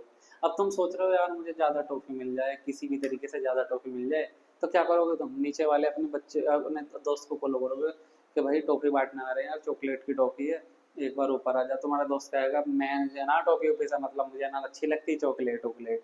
तो तुम क्या होगा? अरे भैया आ तो जा, मुझे दे दियो, तो अच्छी ना लगती, मुझे तो बहुत ही अच्छी लगे। तो क्या करोगे तुम? ऊपर बुलाओगे अपने दोस्तों को जल्दी जल्दी कि भैया ऊपर आ जा, ऊपर भी चॉकलेट बटेगी और वो मुझे देते हो, कोई बात ना, क्या पता दूसरा छीन ले नीचे से तुम्हें, नीचे से तुम्हारे दोस्त से। तो मतलब ऊपर बुलाना चाह रहे हैं, तो मतलब क्या करना चाह रहे हैं?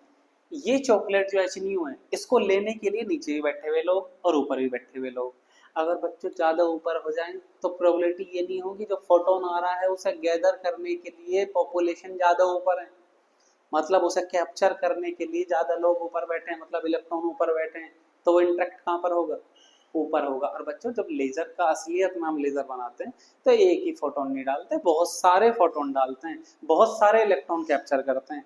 मतलब बहुत सारे का मतलब ये है कि अगर 100 इलेक्ट्रॉन डाले होंगे हमने फोटोन, तो अगर उनमें से 40 इन्होंने एब्जॉर्व कर लिया और 60 ऊपर वालों ने एब्जॉर्व कर लिया, तो हमारा काम हो गया। क्यों हो गया काम बच्चों? क्योंकि कम से कम 10 तो एक्स्ट्रा कर लिए फोटोन एब्जॉर्व, और उनसे ही क्या हो जाएगा? स्टिमुलेटेड एमिशन, उससे ही तो बनेगा। चाहे बच्चों 100 फोटोन डालें, उसमें से 51 ऊपर वालों ने एब्जॉर्व कर लिए, क्योंकि 51 ऊपर इलेक्ट्रॉन है और 49 नीचे वालों ने, तब भी हमारा काम बन जाएगा, क्योंकि एक एक्स्ट्रा फोटोन चाहिए बस, वो ही हमारी सीरीज बांध देगा आगे, जो हमने अभी अभी पढ़ा है स्टिमुलेटेड एमिशन में। बच्चों बताओ बात समझ में आ गई है क्लियर? क्यों पॉपुलेशन इन्वर्जन जरूरी है? इसलिए पॉपुलेशन इन्वर्जन जरूरी है क्योंकि ऊपर यानी कि कैप्चर करने वाले यानी कि चॉकलेट खाने वाले बच्चे कम से कम हो, तो तभी तो बांटने वाला देगा उन्हें। बात बिल्कुल समझ में आ गई है? बिल्कुल बात समझ में आ गई होगी, बिल्कुल सही है। चलो एक नेसेसरी कंडीशन हमने पढ़ ली। क्या होता है बच्चों इसका? टाइम। ये क्यों लिख रहा हूं अब मैं? क्योंकि अब काम आने वाला है। ये पढ़ लिया हमने पॉपुलेशन इन्वर्जन। अब पढ़ते हैं मेटास्टेबल स्टेट। अब होता क्या है बच्चों कि मेटास्टेबल स्टेट क्या है? पहला पॉपुलेशन इन्वर्जन से ही समझो उस चीज को। देखो क्या होता है, कितना टाइम है बच्चे के 10⁻⁻8 सेकंड, ठीक है, कितना नैनो सेकंड के बराबर। मतलब क्या होगा कि हम नीचे से एनर्जी दे रहे हैं, नीचे से एनर्जी दे रहे हैं जिससे हमारे एटम ऊपर ज्यादा चले जाए। भाई हमें पता चल गया कि अगर ज्यादा बच्चे ऊपर रहेंगे ना तो तभी हमारा स्टिमुलेटेड एमिशन हो सकता है। तो क्या करो, फटाफट ऊपर भेजो, फटाफट ऊपर भेजो। लेकिन भैया वे बच्चे जो ऊपर भेज रहे हैं ना हम, वे बिल्कुल भी काम नहीं करना चाहते, वो रहना चाहते हैं ग्राउंड स्टेट में। उन्हें नहीं मतलब कुछ भी, उन्हें देखना अपने मूवी वूवी, अपना मस्त जैसा घूमना अपने ग्राउंड स्टेट में, उन्हें नहीं मतलब किसी चॉकलेट चॉकलेट से भी। तो इसलिए वो 10⁻⁻8 बहुत कम टाइम में नीचे आ जाते हैं। सही बात है। तो मतलब जितने टाइम में हमने फोटोन डाला है उन्हें स्टिमुलेटेड एमिशन कराने के लिए, उतने टाइम में तो भी नीचे आ गए, यानी कि पॉपुलेशन इन्वर्जन तो अचीव ही नहीं हुआ। और अगर पॉपुलेशन इन्वर्जन अचीव नहीं हुआ तो स्टिमुलेटेड एमिशन नहीं बनेगा, और अगर स्टिमुलेटेड एमिशन नहीं बचेगा हमारा तो हमारी लेजर नहीं बचेगी, लेजर बनने की नहीं। तो अब क्या करें भाई, अब क्या करें। तभी तो बच्चों 43 ईयर लगे हैं इनको बनाने में। तभी तो ये आइडिया जो आइंस्टीन का था, जो आइंस्टीन जी देखे गए थे, उसको प्रैक्टिकल करने में, उसको प्रैक्टिकली एनसेंबल करने में कितने ईयर लगे हैं? 43 ईयर्स, 44 ईयर के करीबन। क्यों लगे? क्योंकि अब साइंटिस्टों को ऐसे मटेरियल खोजने थे कि जिसमें एक बीच में भी कोई एनर्जी स्टेट हो, यानी कि उसकी दो हायर स्टेट हो, जहां पर उन्हें टाइम मिल जाए पॉपुलेशन अचीव कराने के लिए। बस कहानी पॉपुलेशन इन्वर्जन की है। पॉपुलेशन इन्वर्जन जैसे ही हुआ, फोटोन डालेंगे, मोस्ट प्रोबेबली वो ऊपर वाले इलेक्ट्रॉन ही कैप्चर कर लेंगे, क्योंकि बहुत सारे ऊपर रखे हैं। सारी कहानी जोड़ने पे समझ में आ रही है बच्चों? सब कुछ जोड़ पा रहे हैं ना आप? सारी चीजें जोड़ पा रहे होंगे, मुझे उम्मीद है बच्चों। समझ रहे हैं बच्चों? फिर क्या करना, क्या ऐसे साइंटिस्ट, मतलब साइंटिस्ट ने ऐसे मटेरियल ढूंढे जिसमें बीच में भी एक स्टेट लाई करती हो, उसको ही बोलते हैं मेटा स्टेबल स्टेट। मतलब ऐसे मटेरियल जिनकी ऊपर वाली स्टेट तो हो 10⁻⁻8 सेकंड की, लेकिन एक बीच में भी स्टेट हो जिसकी एनर्जी, जिसका बच्चों टाइम कितना होता है, लाइफ टाइम 10⁻³ सेकंड का। मजा नहीं आ गया? क्या मजा आया इसमें? मतलब ये एटम ऊपर तो जाएंगे, ये यहाँ पर तो जाएंगे, ठीक है, यहाँ पर जा रहे हैं, लेकिन ये कुछ टाइम के लिए नीचे रुकेंगे यहाँ पर। और वो टाइम क्या होगा? 10⁻³ सेकंड। तो क्या बच्चों हमें 10⁻⁵ सेकंड एक्स्ट्रा नहीं मिल गए पॉपुलेशन इन्वर्जन अचीव कराने के लिए? कुछ समझ में आया बच्चों बात? अब पॉपुलेशन इन्वर्जन कौन कौन से स्टेट के बीच कराएंगे? अब ये वाली और ग्राउंड स्टेट। समझ गए बच्चों बात? समझो कि यहाँ पर हमारे 100 एटम रखे हैं, समझो बच्चों बात, इसको 100 एटम रखे हैं, ऊपर हम ले गए यहाँ पर 60 एटम, ठीक है। लेकिन क्या हो रहा है बच्चों, जितनी देर में हम ऊपर ले जा रहे हैं ना, अगर बीच की स्टेट ना हो, उतनी देर में करीबन करीबन 50 एटम नीचे आ जा रहे हैं, तो ऊपर तो 10 ही बचे, क्योंकि टाइम नहीं है ना बिल्कुल भी, 10⁻⁻8 सेकंड है। अब हमने क्या किया, ऐसे मटेरियल ढूंढे जिसके बीच में भी कोई एक स्टेट लाई करती हो जहां पर वो रेस्ट करें। मतलब एक तरीके से बहका रहे हैं उन्हें, मतलब एक तरीके से हमें टाइम मिल जाए बस बहकाने में, उन्हें किसी चीज में लगा दो उन्हें, और हम और ज्यादा ऊपर भेज दें। ऐसा समझो कि हम बच्चों को कहीं से, जैसा कि मेरठ से दिल्ली ले गए, समझो इस बात को, और बच्चे क्या कर रहे हैं, मेरठ से दिल्ली किसी भी तरीके से, ऐसा समझ लो कोई ऐसा तरीका ईजाद हो गया कि 10⁻⁻8 सेकंड में आ जा रहे हैं तुरंत, लेकिन हमें रखना उन्हें दिल्ली में ही है, क्योंकि हमें वहां पर ही लेजर बनानी है। समझो ऐसा है ना, ऐसा समझ लो इलेक्ट्रॉन को दिल्ली भेज रहे हैं, अब वो रुक रहे नहीं, 10⁻�8 सेकंड में मेरठ आ जाते हैं। तो हमने क्या करा, हमने दिल्ली और मेरठ के बीच में पड़ता है बच्चों गाजियाबाद, गाजियाबाद में भंडारा कर दिया उनके लिए। समझ रहे हैं? कुछ भंडारा समझते हैं ना, भंडारा कर दिया, मतलब जहाँ पर वो आराम से हलवा पूरी खा रहे हैं, और उस बीच में हमें टाइम मिल गया। हमें टाइम क्या मिल गया, और भेजो जल्दी जल्दी दिल्ली। भाई टाइम नहीं मिल गया, क्यों? कितने टाइम तक रुक रहे हैं भंडारे में? 10⁻³ सेकंड के लिए। -3 और -8 के बीच का पता कितना टाइम हो गया हमारे पास? कितना मिल गया? -5 सेकंड का टाइम मिल गया हमें पॉपुलेशन अचीव कराने के लिए। मिल नहीं गया क्या? समझ में आ रही है बात बच्चों? तो अब क्या करा हमने, समझ लो 60 एटम यहाँ पर गए, तो 60 के 60 यहाँ पर आए, तो यहाँ पर कितनी टेंडेंसी हो गई बच्चों, और यहाँ रुकेंगे, यहाँ पर हो गए 60, और यहाँ पर 100 से 60 यहाँ पर चले गए थे, तो यहाँ पर कितने बचे बच्चों? 40 हो गया ना पॉपुलेशन इन्वर्जन अचीव। किन किन के बीच हुआ है वो? स्टेट समझ लो, ये 1 है, ये 2 है, ये 3 है। 2 और 1 के बीच मतलब मेटास्टेबल स्टेट और ग्राउंड स्टेट के बीच क्या हो गया? पॉपुलेशन इन्वर्जन अचीव हो गया। और यहाँ से ही बच्चों लेजर बननी शुरू हो जाती है।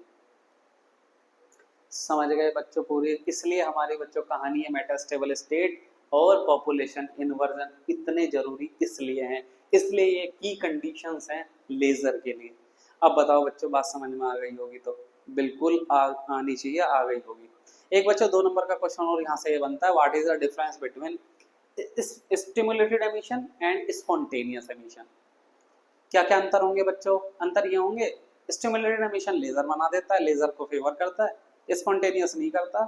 क्यों नहीं करता? समझ गए आप, क्योंकि हमने समझा दिया है ना बच्चों? एक अंतर ये आ गया। दूसरा अंतर क्या आ गया? क्या आएगा? स्टिमुलेटेड एमिशन में जो फोटोन हमारे निकलते हैं पेयर के रूप में, उनमें आपस में फेज डिफरेंस होता है, जिसके कारण हमारा कंस्ट्रक्टिव इंटरफेरेंस हो जाता है। जबकि किसमें नहीं होता बच्चे ये काम? स्पॉन्टेनियस एमिशन में फेज डिफरेंस नहीं होता, आपस में रैंडमली बिखर के आते हैं हमारे फोटॉन्स, जिससे हमारी लेजर नहीं बन पाती। बच्चों क्या होते हैं कंपोनेंट्स ऑफ लेजर? मतलब बेसिकली लेजर कौन कौन से कंपोनेंट से मिलकर बनता है, यानी कि लेजर का ढांचा। अब हम बना आ रहे हैं बच्चों एक्सपेरिमेंट की तरफ, यानी कि एक्सपेरिमेंटली लेजर जो हमारे पास होगी उसके अंदर क्या क्या कंपोनेंट एग्जिस्ट करेंगे उसे देखने वाले हैं हम। देखो बच्चों बेसिकली 3 कंपोनेंट होते हैं लेजर के। कौन कौन से? आ जाता है बच्चों पहली बार ये क्वेश्चन। देखो ये एक पार्ट है, इसे बोलते हैं एक्टिव मीडियम। बच्चों इसके ना नोट्स बहुत ही प्रॉपर वे में बना के हमने रख रखे हैं और आपको पिन कर देंगे वो हमारे डिस्क्रिप्शन में या फिर कमेंट्स में। आप देख लेना, इजीली डाउनलोड कर लेना, पढ़ लेना आराम से, है ना बच्चों? यहाँ पर कॉन्सेप्ट सीखो और एक बार रीड आउट करो, बात खत्म, एंजॉय करो अपना। क्या है बच्चों? Active medium. यहाँ पर क्या होता है भाई एक्टिव मीडियम? यहाँ पर ही बच्चों हमारा मटेरियल रखा होता है जिसके हम लेजर बनाना चाह रहे हैं, चाहे वो सॉलिड मटेरियल हो, चाहे वो गैस हो, चाहे व्हाटएवर जो भी हो। जैसे बच्चों रूबी लेजर पे हम बात करेंगे, डिस्कशन करेंगे। तो बच्चों रूबी क्या होता है? एक क्रिस्टल होता है एक, है ना? वो कहाँ पर रखा होगा? वो यहाँ पर रखा होगा। तो यहाँ पर किसकी बात करते हैं हम? उसकी बात करते हैं जिस मटेरियल से लेजर मिलके बन रही है। सिंपल बात है बच्चों, सिंपल है एकदम, बिल्कुल उसकी बात करेंगे। दूसरा कंपोनेंट क्या है बच्चों इसका? दूसरा कंपोनेंट है बच्चों एनर्जी। मतलब एनर्जी कौन सी देंगे हम? भाई एनर्जी भी तो कौन कौन सी डिपेंड करेगी ना। भाई एक बात बताओ, एक रिमोट को चलाने के लिए एक सेल लगती है, ठीक है? अब सेल की जगह हम ये कहें कि रिमोट को जनरेटर से चला दो, ये कुछ बात हुई? मतलब जिसको जो नीड वही तो देंगे ना। मतलब अगर रूबी लेजर हम पढ़ रहे हैं, रूबी लेजर को एक जिनोन लैंप होता है उसकी जरूरत पड़ती है। रूबी क्रिस्टल जो उसमें रूबी में अंदर जो वो होते हैं इलेक्ट्रॉन होते हैं उनको एक्साइट करने के लिए। तो जब हमारे जेनोन लैंप ने काम कर दिया तो वो जनरेटर क्यों लगाए? लेकिन हीलियम नियोन में हायर एनर्जी की जरूरत पड़ती है, तो वहां पर एनर्जी सोर्स कौन सा लगता है? वहां पर आरएफ जनरेटर लगता है, वो आगे डिस्कस करेंगे। 2 नंबर में ये भी आ जाता है बच्चों एनर्जी सोर्स की बात। एनर्जी सोर्स कितने तरह के होते हैं, कैसे डिफाइन करोगे? मोटे मोटे तौर पे हम डिफाइन कर देते हैं उसे, है ना? वो भी 2 नंबर में समझाऊंगा मैं, 2 नंबर के क्वेश्चन जब करेंगे। तो 2 बात आएगी बच्चों, एनर्जी सोर्स और एक्टिव मीडियम। अब तीसरे में बात कर लेते हैं। यहां पर लगे होते हैं बच्चों मिरर्स, एक मिरर इधर, एक मिरर इधर। अब ये मिरर कौन से होते हैं?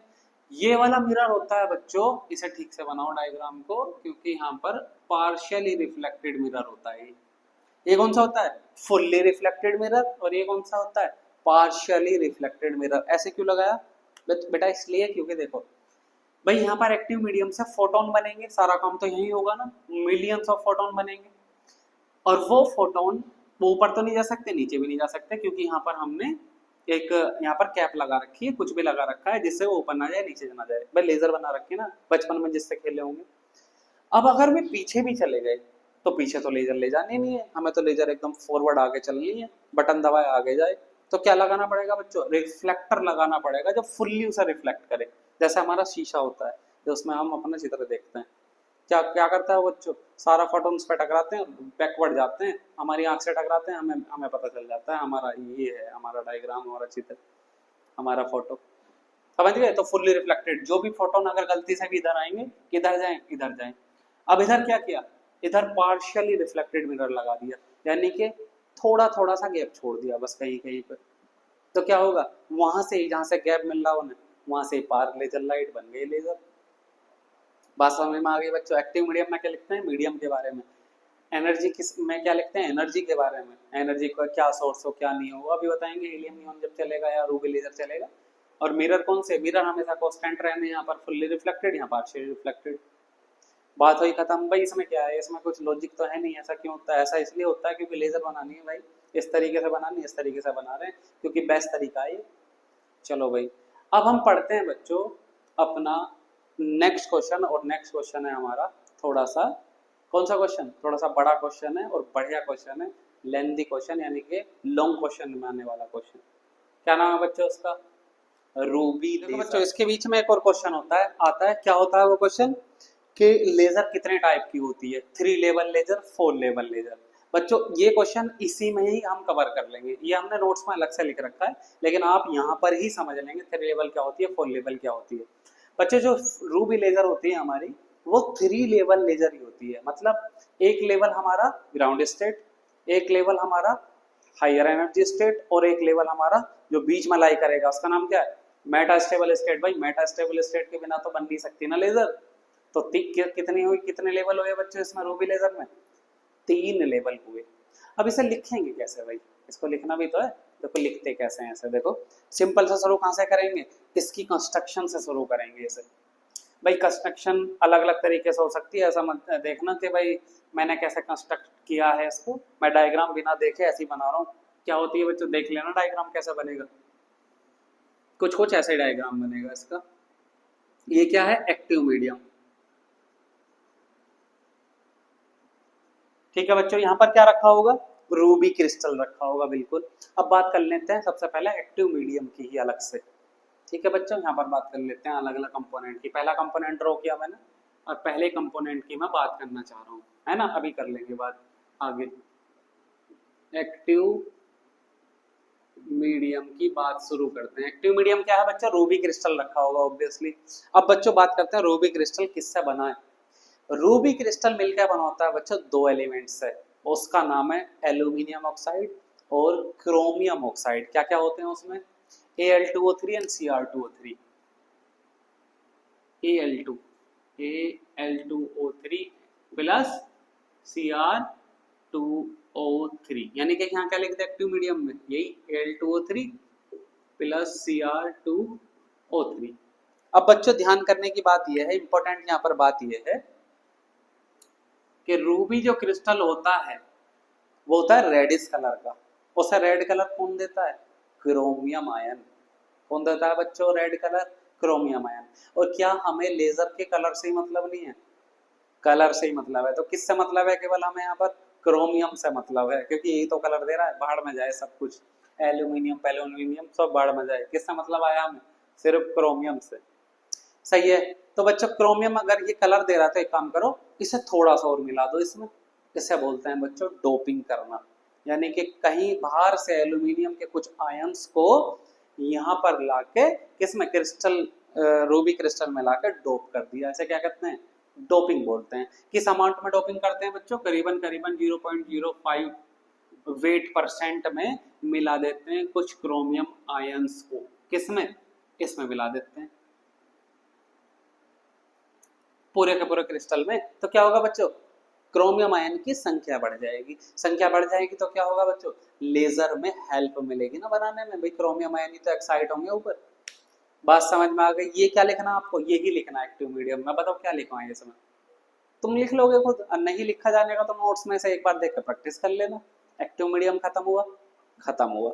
आगे देखते हैं बच्चों इसका अगला पार्ट, जिसका नाम है, भाई ये तो मिरर होंगे, ये थर्ड पार्ट में देखेंगे, जिसका नाम है बच्चों एनर्जी सोर्स। अब भाई एनर्जी सोर्स क्या हो, एनर्जी सोर्स भी तो होना चाहिए कुछ जिसे हमने पावर सप्लाई दे रखी होगी। एनर्जी सोर्स होता है बच्चों यहाँ पर जिनोन लैंप। क्या होता है बच्चों, पहला हो गया ये, दूसरा हो गया जिनोन लैंप। जिनोन क्या होता है बच्चों, एक गैस होती है। यहाँ पर इसमें ऐसा समझो बच्चों, जो आपने हेलोजन लैंप देखे होंगे ना, पहले आते थे बच्चों CFL, वो है ना गोल गोल तरीके की होती थी ऐसी CFL, उसके बीच में इसे फंसा दिया ऐसा समझ लो, और उसे पावर दे दी, किसी से कनेक्ट कर दिया, और उसमें बीच में जो जा रही है लाइट, जो हमारी लाइट होती थी, उसके बीच में समझो जिनोन लैंप, जिनोन क्या भरी हुई है, गैस भरी हुई है। अब बच्चों तुम्हारे पास क्वेश्चन ये आएगा तुम्हारे दिमाग में, सर यही क्यों लिया? सिंपल आंसर इसका यही है, क्या, अगर रिमोट को चलाने के लिए सेल की जरूरत है तो क्यों लेना जनरेटर? इसका मतलब ये है बच्चों, क्रोमियम आयन को एक्साइट कर देता है जिनोन लैंप, तो क्यों लेनी कुछ कोई दूसरी और गैस? सिंपल है बच्चों ये बात, बिल्कुल सिंपल है। अब जिनोन लैंप जो है हमारी इतनी एनर्जी प्रोवाइड कर देता है कि क्रोमियम आयन एक्साइट हो जाए, वही लिख दो इसमें, सिंपल बात खत्म हुई, हो गया एनर्जी सोर्स का काम भी, जिनोन लैंप है हमारा, ये क्या आएगा बच्चों, एनर्जी सोर्स। बच्चों एनर्जी सोर्स है जिनोन लैंप, ठीक है। अब क्या करते हैं बच्चों, तीसरे पार्ट में, हमारा तीसरा पार्ट क्या है, रिफ्रैक्टिव मिरर्स।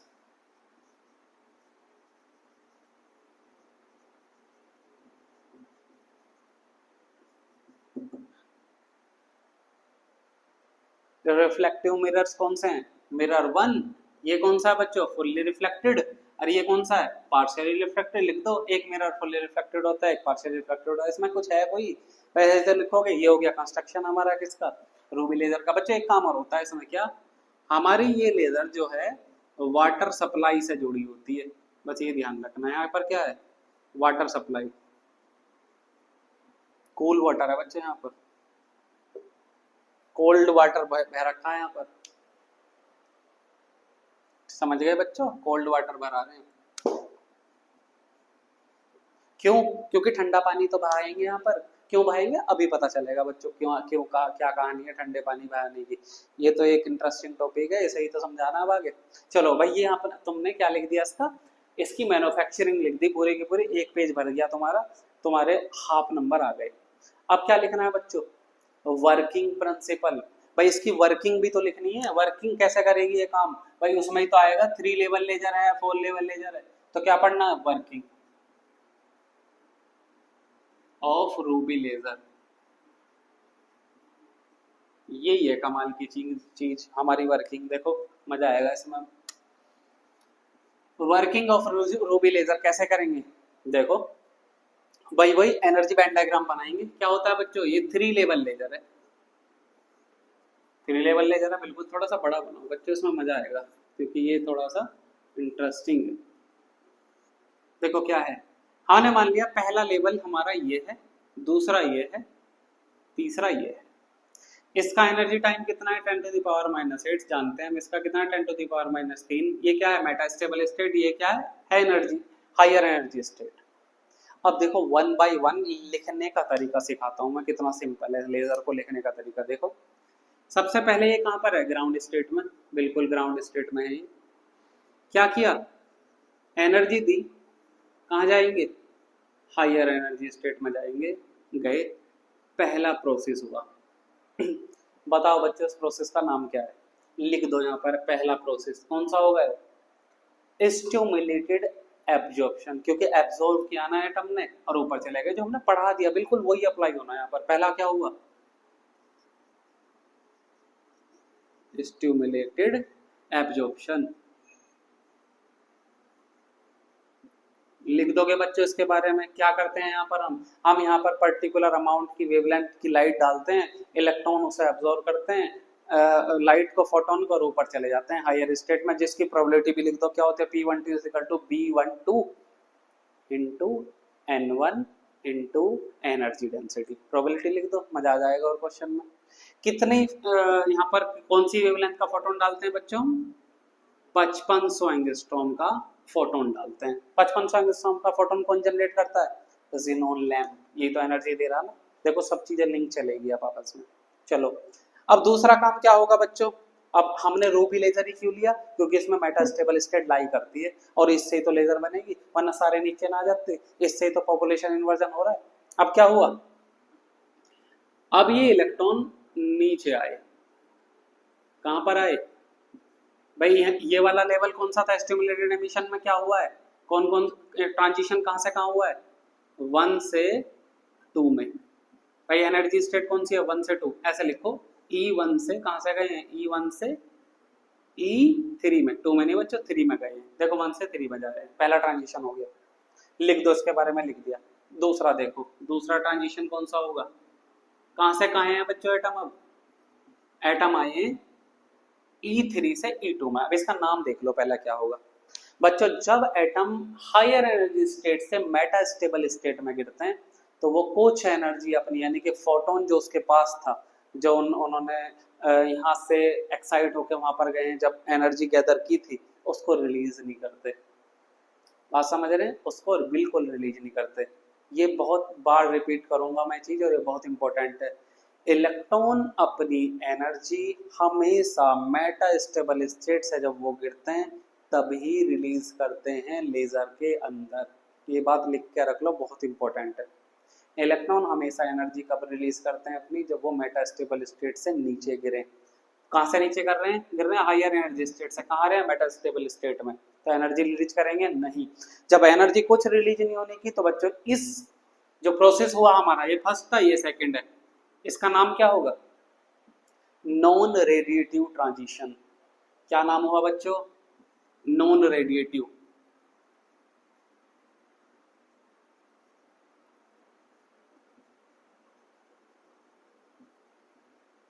क्योंकि कुछ भी रेडिएशन नहीं निकल रहा, तो इसका नाम क्या हुआ बच्चों, नॉन रेडिएटिव ट्रांजिशंस।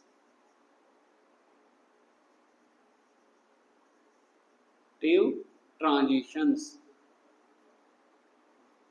कौन सी स्टेट में हो रहा है बच्चों, ये हो रहा है जब E3 से एटम आ रहा है E2 में यानी कि हायर स्टेट से कहां पर गिर रहा है, मेटा स्टेबल स्टेट में। लिखना सिंपल नहीं है, क्या लिख दो, यहाँ पर एटम जब गिरते हैं हमारी हायर स्टेट से मेटा स्टेबल स्टेट में, तो कोई भी फोटोन रिलीज नहीं करते, इसलिए यहाँ इसको नाम दिया गया है non transition, non radiative transition. भाई सिंपल लिख दोगे, बिल्कुल लिख दोगे। अब बात समझो, यहाँ पर एक बच्चे, यहाँ पर 1 2 10 20 या 100 एटम नहीं गिर रहे नीचे, इलेक्ट्रॉन नहीं गिर रहे, यहाँ पर बिलियंस ऑफ इलेक्ट्रॉन नीचे गिरेंगे। क्या वे आपस में लड़ेंगे नहीं, क्या वो आपस में कोलिजन नहीं करेंगे, क्या वो आपस में कोलिजन करके काइनेटिक एनर्जी रिलीज नहीं करेंगे फ्रिक्शन के रूप में, बिल्कुल करेंगे ना। बहुत तगड़ा फ्रिक्शन होगा वहां पर, तो वो एनर्जी अपनी लूज करेंगे, और अगर एनर्जी लूज करेंगे तो काइनेटिक एनर्जी उसकी सिस्टम की बढ़ जाएगी भाई, और अगर बढ़ गई उसकी ज़्यादा फ्रिक्शन से एनर्जी, तो सिस्टम में ब्लास्ट भी हो सकता है, सिस्टम फूक भी सकता है हमारा, बर्न भी हो सकता है वो।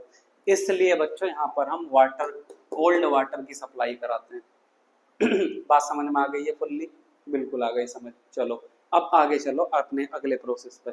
अगला प्रोसेस क्या है देखो, अब बच्चों जब पहला इलेक्ट्रॉन नीचे गिरेगा, थर्ड प्रोसेस है ये, तो ये खुद से गिरेगा।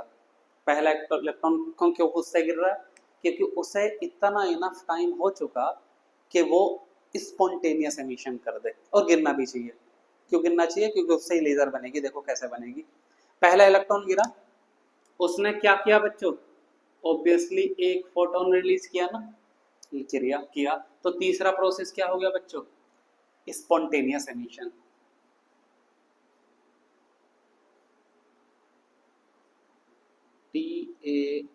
TANEOUS, spontaneous emission. Spontaneous emission क्यों बोला है हमने, क्योंकि खुद से वो गिर गया।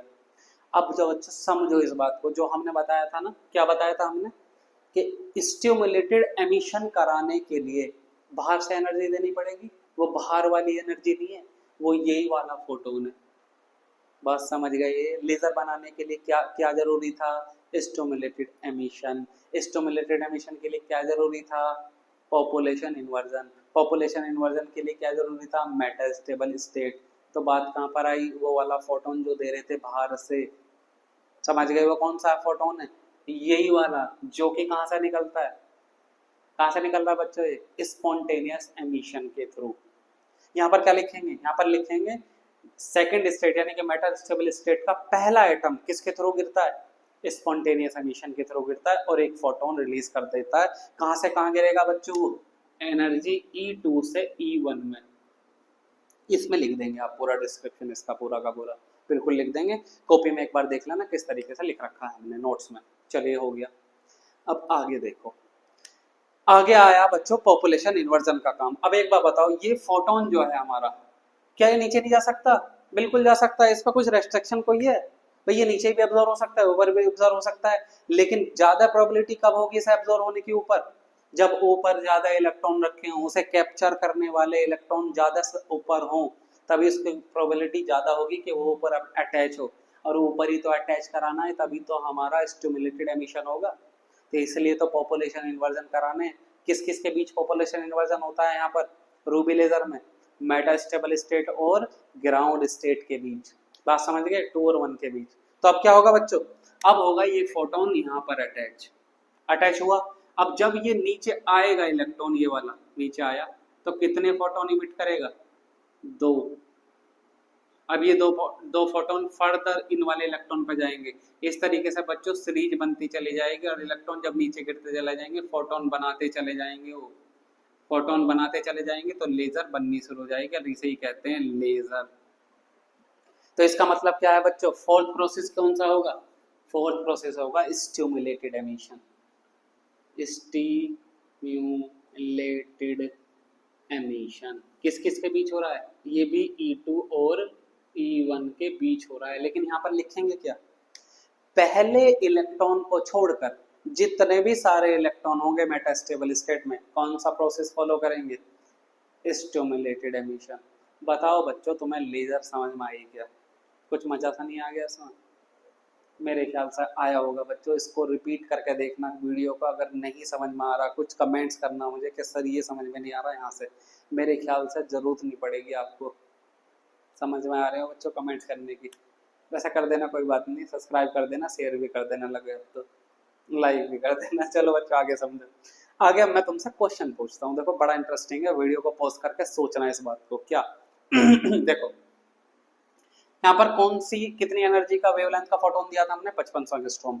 लेकिन जो यहाँ पर फोटोन मिलता है ना बच्चों, जिसकी लेजर बनती है, उसकी एनर्जी, उसकी वेवलेंथ होती है हमारी 6943 एंगस्ट्रॉम। और मिलनी भी चाहिए थी। क्यों मिलनी चाहिए थी 6943? हमारी बच्चों वेवलेंथ की कलर को देखने की, विजुलाइज करने की लिमिट क्या होती है? 4000 4500 से लेके 7 7500 के बीच। तो यानी कि ज्यादा, सबसे ज्यादा वेवलेंथ की तरफ कौन सा कलर मिलेगा? रेड। क्या ये 7000 के करीबन नहीं है? बिल्कुल है। तो कौन सा कलर है इसका? रेड। तो रूबी लेजर कौन सा कलर छोड़ती है? रेड। अब मेरा आपसे एक क्वेश्चन है, बड़ा इंटरेस्टिंग, वीडियो पॉज करके जरूर सोचना बच्चों, रेगुलर मत चलाना इस वीडियो को, थोड़ा सोचना, मजा आता है। मैं ऑफलाइन क्लास में अपनी यही करता हूँ, उन्हें सोचने पर मजबूर करता हूँ और फिर आंसर बताता हूँ। अलग ही लेवल जाता है क्लास का। देखो क्या क्वेश्चन है। हमने बच्चों फोटोन का दिया था जिनोन लैंप के थ्रू 5500 एंगस्ट्रॉम का, और हमें लास्ट में फोटोन कितने एंगस्ट्रॉम का मिला है? 6943 एंगस्ट्रॉम का। यानी कि वेवलेंथ इतनी दी थी और इससे बढ़ के इतनी मिल गई। ये क्या हो गया? ये कहां पर हुआ? कैसे हो गया ये? सोचो इसे वीडियो को पॉज करके। सोच लिया बच्चों? मैं बताऊं कहां से हुआ? कुछ याद नहीं आ रहा? शायद बहुत सारे बच्चों ने आइडिया ले लिया होगा, पता होगा बहुत सारे बच्चों को कि यहाँ पर आया। मैं बताता हूँ कहाँ से आया। देखो क्या हुआ बच्चों, एक बार बताओ, क्या हमारा वेवलेंथ और एनर्जी रिवर्स नहीं होते? भाई डिपेंडेंसी इनवर्सली नहीं होती दोनों की। तो मतलब अगर एनर्जी घटेगी तो वेवलेंथ बढ़ेगी। भाई सिंपल सी बात है, बिल्कुल। अब ये सोचना है हमें कि एनर्जी घट रही कहाँ पर है। देखो यहाँ पर मैंने बताया था, हिंट दिया था तुम्हें, जब ये एटम इलेक्ट्रॉन्स 3 से 2 में गिरेंगे तो क्या बच्चों मैंने बताया नहीं कि यहाँ पर बिलियंस ऑफ इलेक्ट्रॉन होंगे जो नीचे गिरेंगे, जो कोलिजन करेंगे आपस में और एनर्जी अपनी फ्रिक्शन के रूप में रिलीज करेंगे। तो क्या ये एनर्जी खर्च नहीं कर रहे हैं यहाँ पर? इसलिए तो वाटर सप्लाई है यहाँ पर। सही बात है, बिल्कुल कर रहे हैं खर्च। तो अगर एनर्जी खर्च करने में कम हो रही है तो वेवलेंथ बढ़ेगी, तो जो मिल रही है बढ़ेगी। मजा आ गया क्वेश्चन में? बिल्कुल आ गया होगा क्वेश्चन में मजा। अब एक और है यहाँ पर क्वेश्चन मेरा, फिर उसके बाद हम चलते हैं हीलियम नियॉन लेजर पे, जो कि 4 लेवल लेजर हम बोलते हैं, और लेजर का काम खत्म हो जाएगा ऑलमोस्ट। चलो भाई एक और क्वेश्चन क्या है बच्चों? बच्चों यहाँ से जो लेजर बनती है ना हमारी, किससे लेजर जो बनती है हमारी? रूबी लेजर से। वो लेजर होती है बच्चों बहुत कम एनर्जेटिक।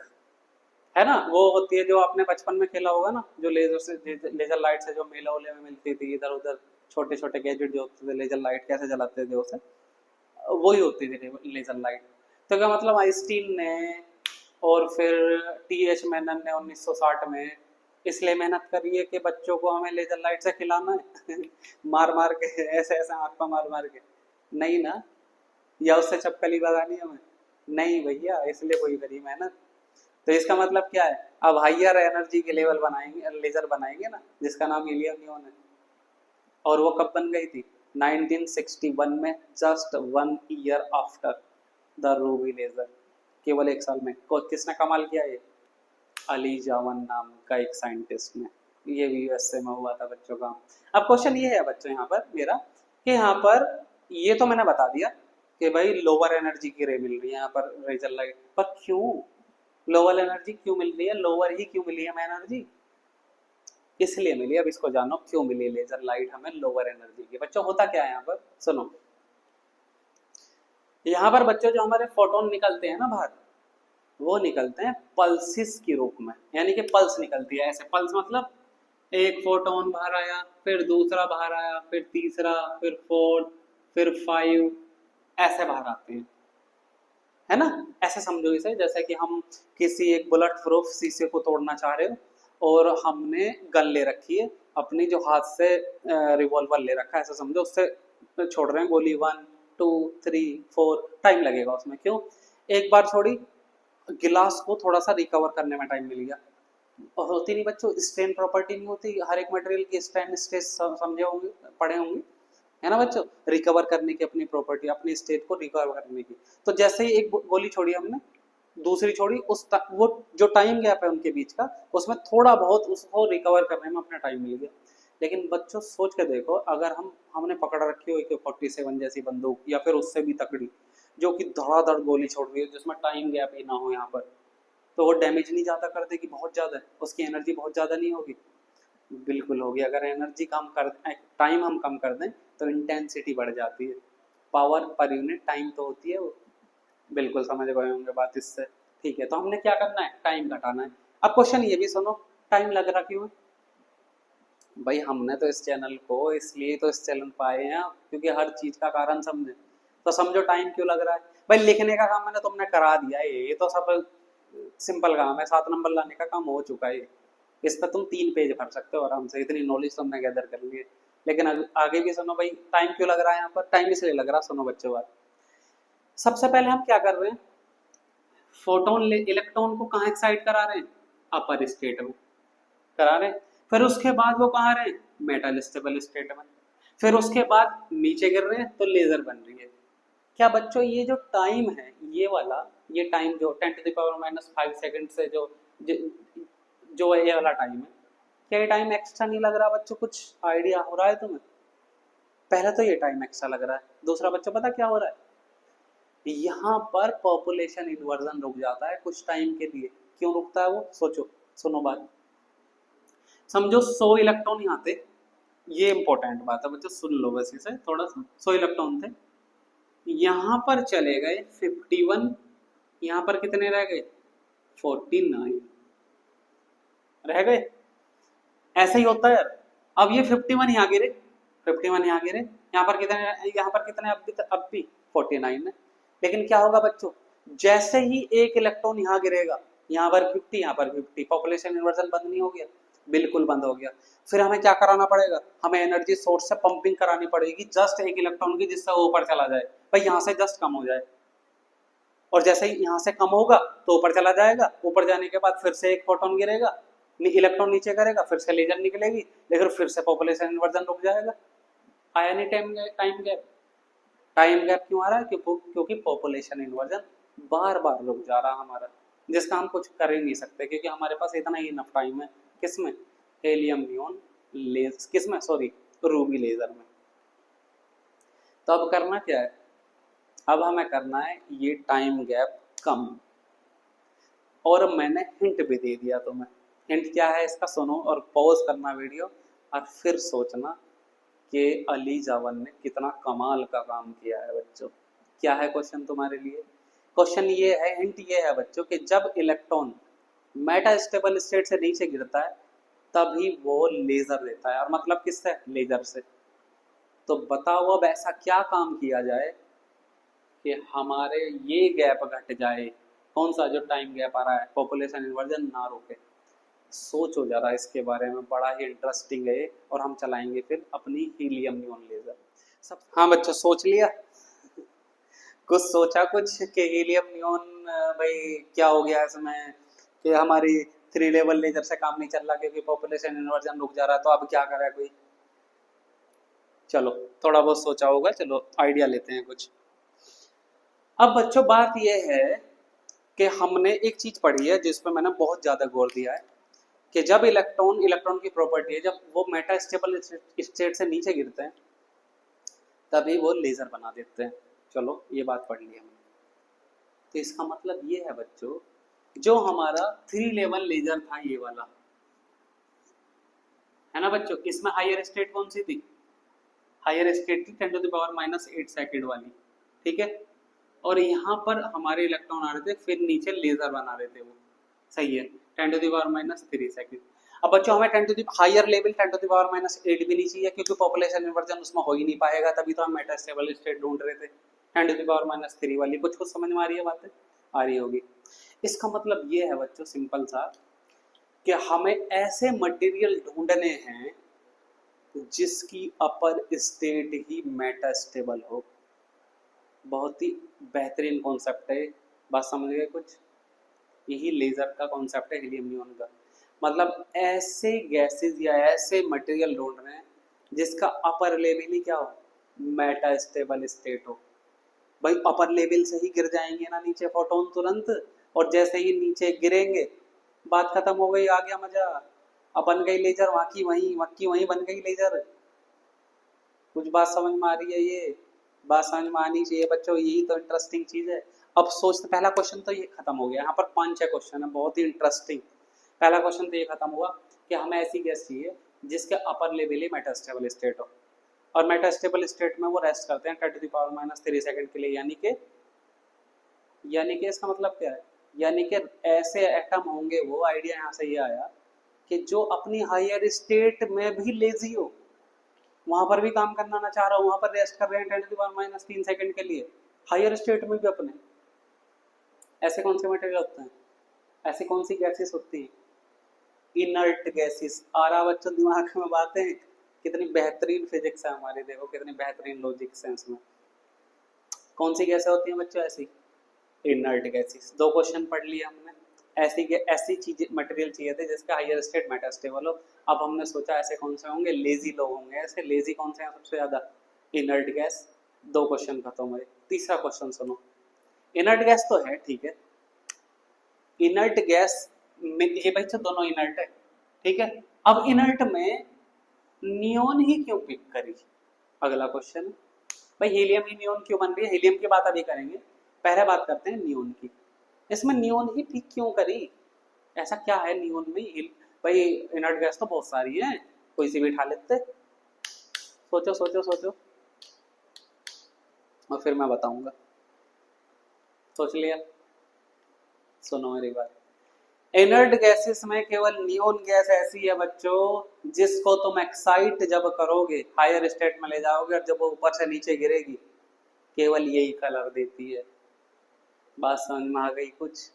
मतलब हमें लेजर तो बनानी है, लेकिन मतलब तो कलर से है। पता चला लेजर बना ली लेकिन है वो इनविजिबल। पता चला छोड़ रहे हैं, पता ही ना चल रहा खुद को ही कहाँ जा रही हो। क्या मतलब उसका? मतलब कलर तो होना चाहिए उसमें। अब इनर्ट गैस भी चाहिए, ऐसी चीज भी चाहिए जिसमें कलर हो, वो है केवल नियोन। तो कौन सी उठाओगे? नियोन। 2 क्वेश्चन खत्म हुए यहाँ पर तुम्हारे। तीन तीन क्वेश्चन खत्म हो गए, नियोन तक आ गए। चलो भाई नियोन तक आ गए, तो यहाँ हीलियम क्या कर रही फिर? सही बात नहीं। और जबकि बच्चों पता किस रेशो में होती है हीलियम और नियोन?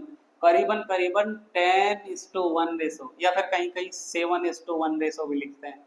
यानी कि कुल मिला के बात ये है, ये ज्यादा होती है हीलियम और नियोन कम। ये तो थोड़ा सा उल्टा सा लग रहा है, अटपटा सा लग रहा है।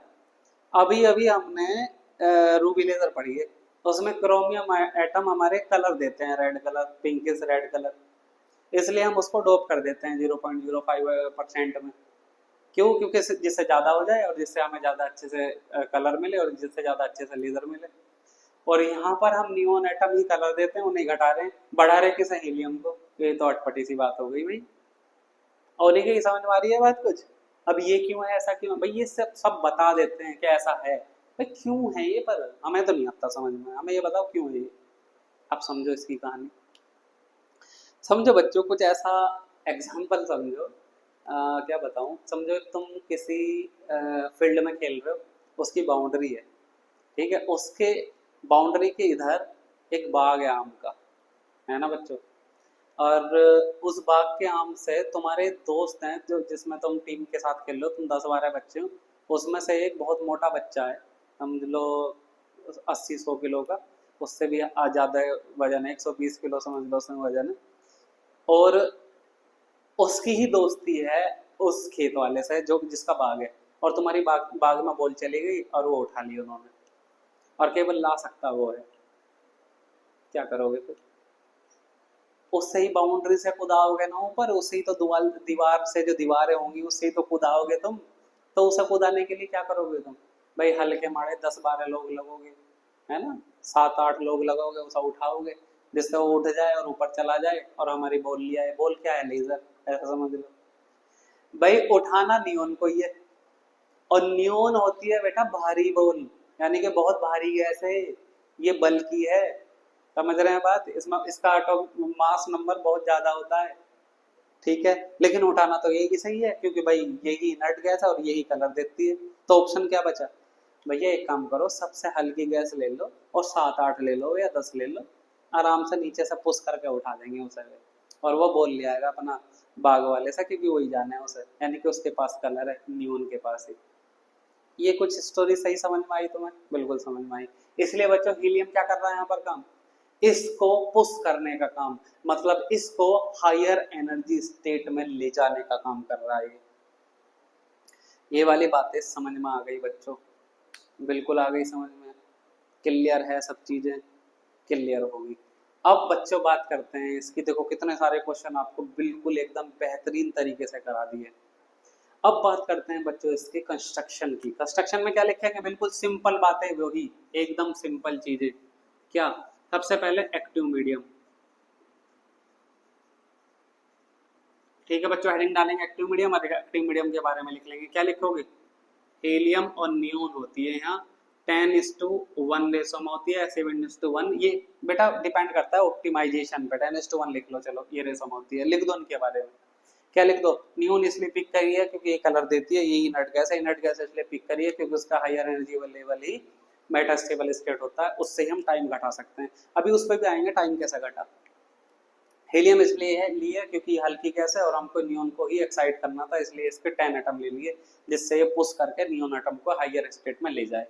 लिख दिया आपने पैराग्राफ पूरा एकदम, पूरे 5-6 लाइन का, बिल्कुल लिख दिया। आगे चलते हैं।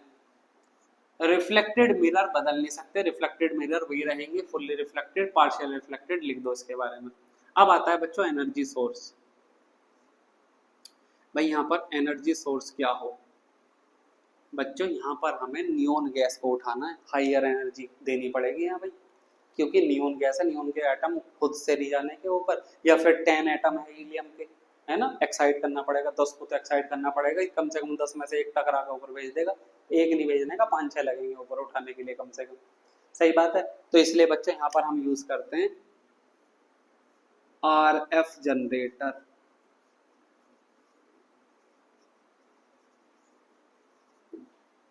अब ये क्या होता है RF जनरेटर? RF जनरेटर की फुल फॉर्म है रेडियो फ्रीक्वेंसी जनरेटर। अब मेरी बात सुनो, यहाँ पर आइंस्टीन कोफिशिएंट पर आते हैं हम, अभी अभी जो कर रहे हैं, A21 डिवाइडेड बाय B21 किस पे डिपेंड करा था बच्चों? हर कॉन्सेप्ट लिंक करता है बच्चों हमेशा, यानी कि A21 डिपेंड करा था किस पे? फ्रीक्वेंसी की पावर क्यूब पे। इसका सिंपल सा मतलब ये था कि अगर हम हायर एनर्जी ले लें किसी भी सिस्टम में, यानी कि एनर्जी हायर एनर्जी इंपैक्ट कर दें किसी भी लेजर में, तो A21 बढ़ जाएंगे। A21 क्या है बच्चों? क्या है बच्चों A21? स्पॉन्टेनियस एमिशन की वैल्यू बढ़ने लगेगी, और स्पॉन्टेनियस बढ़ाने नहीं, स्टिमुलेटेड बढ़ाने। तो इसका मतलब ये है बच्चों कि हमें चाहे नियॉन को ऊपर एक्साइट करना और नियॉन बाहर ही हो, तुम ये भी कह सकते थे एक्सरे डाल दो ना सर इस पर, या गामा रे डाल दो, ऊपर चली जाएगी क्योंकि हाई एनर्जी होती है दोनों वेव की। लेकिन बच्चों कर नहीं सकते ये काम, क्योंकि हायर एनर्जी अगर ले ली तो स्पॉन्टेनियस बढ़ जा रहे हैं हमारे। इसलिए क्या करना पड़ेगा, देखो रेडियो फ्रिक्वेंसी से काम चला रहे हैं।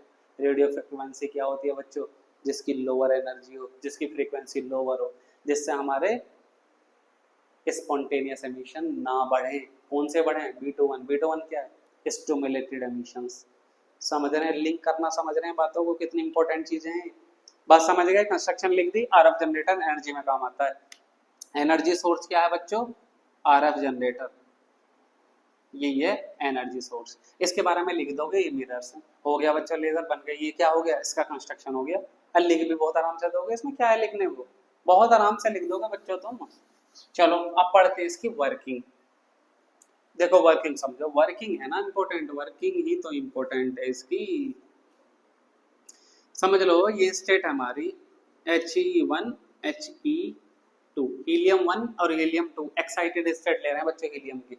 हीलियम 1 को थोड़ा सा नीचे बनाओ क्योंकि नियॉन बनानी पड़ेगी ना हमें 4 स्टेट। अब ये आ गए बच्चों हमारे नियॉन के केस। हमने माना ये बच्चों A1 2 3 4 ये 2 ही है, इसकी 2 ही स्टेट होती है, इसमें मेटास्टेबल स्टेट लाई नहीं करती, इसलिए यहाँ इससे लेजर नहीं बना सकते, कलर भी नहीं देता है। इसमें मेटास्टेबल स्टेट पाई जाती है नियॉन 1, नियॉन 2, नियॉन 3 और नियॉन 4 स्टेट। ठीक है बच्चों, सिंपल है बात। नियॉन 4 स्टेट तक बात आ गई है हमारी। चलो एनर्जी स्टेट की वैल्यू लिखते हैं पहले, क्या होती है इसकी एनर्जी स्टेट। ये एनर्जी स्टेट होती है बच्चे, हाई एनर्जी स्टेट लाई करती है इसकी 20.61 इलेक्ट्रॉन वोल्ट पे, और नियॉन की क्या करती है higher energy state 20.66 electron volt पे। इन दोनों को लेने का कारण ये भी है बच्चों, क्यों, क्योंकि एनर्जी दोनों की हायर एनर्जी बिल्कुल सेम टू सेम है, करीबन करीबन, बहुत कम अंतर है देख लो। तो क्या होगा, इजीली एनर्जी शेयर कर देगा हीलियम नियॉन को। और यही तो चाहिए, नियॉन को ही तो ऊपर उठाना है, तो आराम से एनर्जी शेयर कर सकता है। सिंपल बात है बच्चों, सिंपल है। तो क्या होता है बच्चों, यहाँ पर देखो सिंपल, हीलियम एटम को एक्साइट करते हैं क्योंकि बहुत सारे हैं, कौन से एक्साइट होंगे, सबसे पहले हीलियम एक्साइट होकर ऊपर जाते हैं, और ये एनर्जी किसे ट्रांसफर कर देते हैं, नियॉन के ग्राउंड स्टेट एटम को। बच्चों ये सिंबल हमने ऐसा दिखा रखा है, इस ऐसा मत समझना कि नियॉन को ये ऊपर से ऊपर एनर्जी सप्लाई कर रहे हैं, मतलब जब नियॉन अपर स्टेट में है, भाई अपर स्टेट में जाएंगी कब वो, जब हीलियम टकराएगी उससे। मतलब ग्राफ, ये डायग्राम हम ऐसा कोई बनाते कि ऐसे सप्लाई करते हैं, बस इसको सिंबलिक रूप में ऐसा दिखा दिया गया है। सिंपल है बच्चों, बात समझ रहे हैं, मतलब क्या है, हीलियम एटम किसे देगा एनर्जी, नियॉन के ग्राउंड स्टेट के एटम को, और वो कहाँ चले जाएंगे, हायर स्टेट में चले जाएंगे। बात समझ में आ गई बच्चों, बिल्कुल बात समझेगा में आ गई। तो पहले प्रोसेस में क्या लिखोगे कि यहाँ पर ज्यादा नंबर ऑफ एटम किसके होते हैं, नियॉन के, हीलियम के, और जब उसे एनर्जी सप्लाई करते हैं तो सबसे पहले एक्साइट कौन से होते हैं, हीलियम के एटम एक्साइट होते हैं। उसके बाद वो एनर्जी किसे ट्रांसफर करते हैं, ग्राउंड स्टेट के नियॉन एटम्स को, और वो कहाँ चले जाते हैं, हायर एनर्जी स्टेट में। बात बच्चों बात समझ में आई है, बिल्कुल बिल्कुल बात समझ में आई होगी, बिल्कुल परफेक्टली बात समझ में आई होगी। चलो अब यही क्या है बच्चों नियॉन के केस में, मेटास्टेबल स्टेट। ऐसा समझ लो, metastable state first, metastable state second.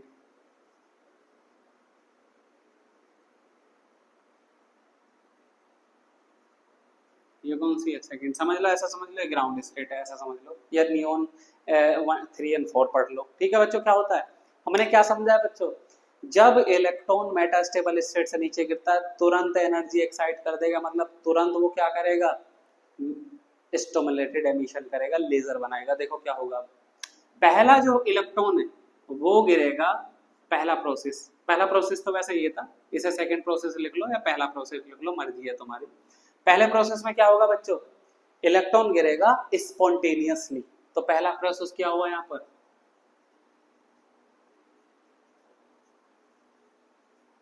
Spontaneous emission.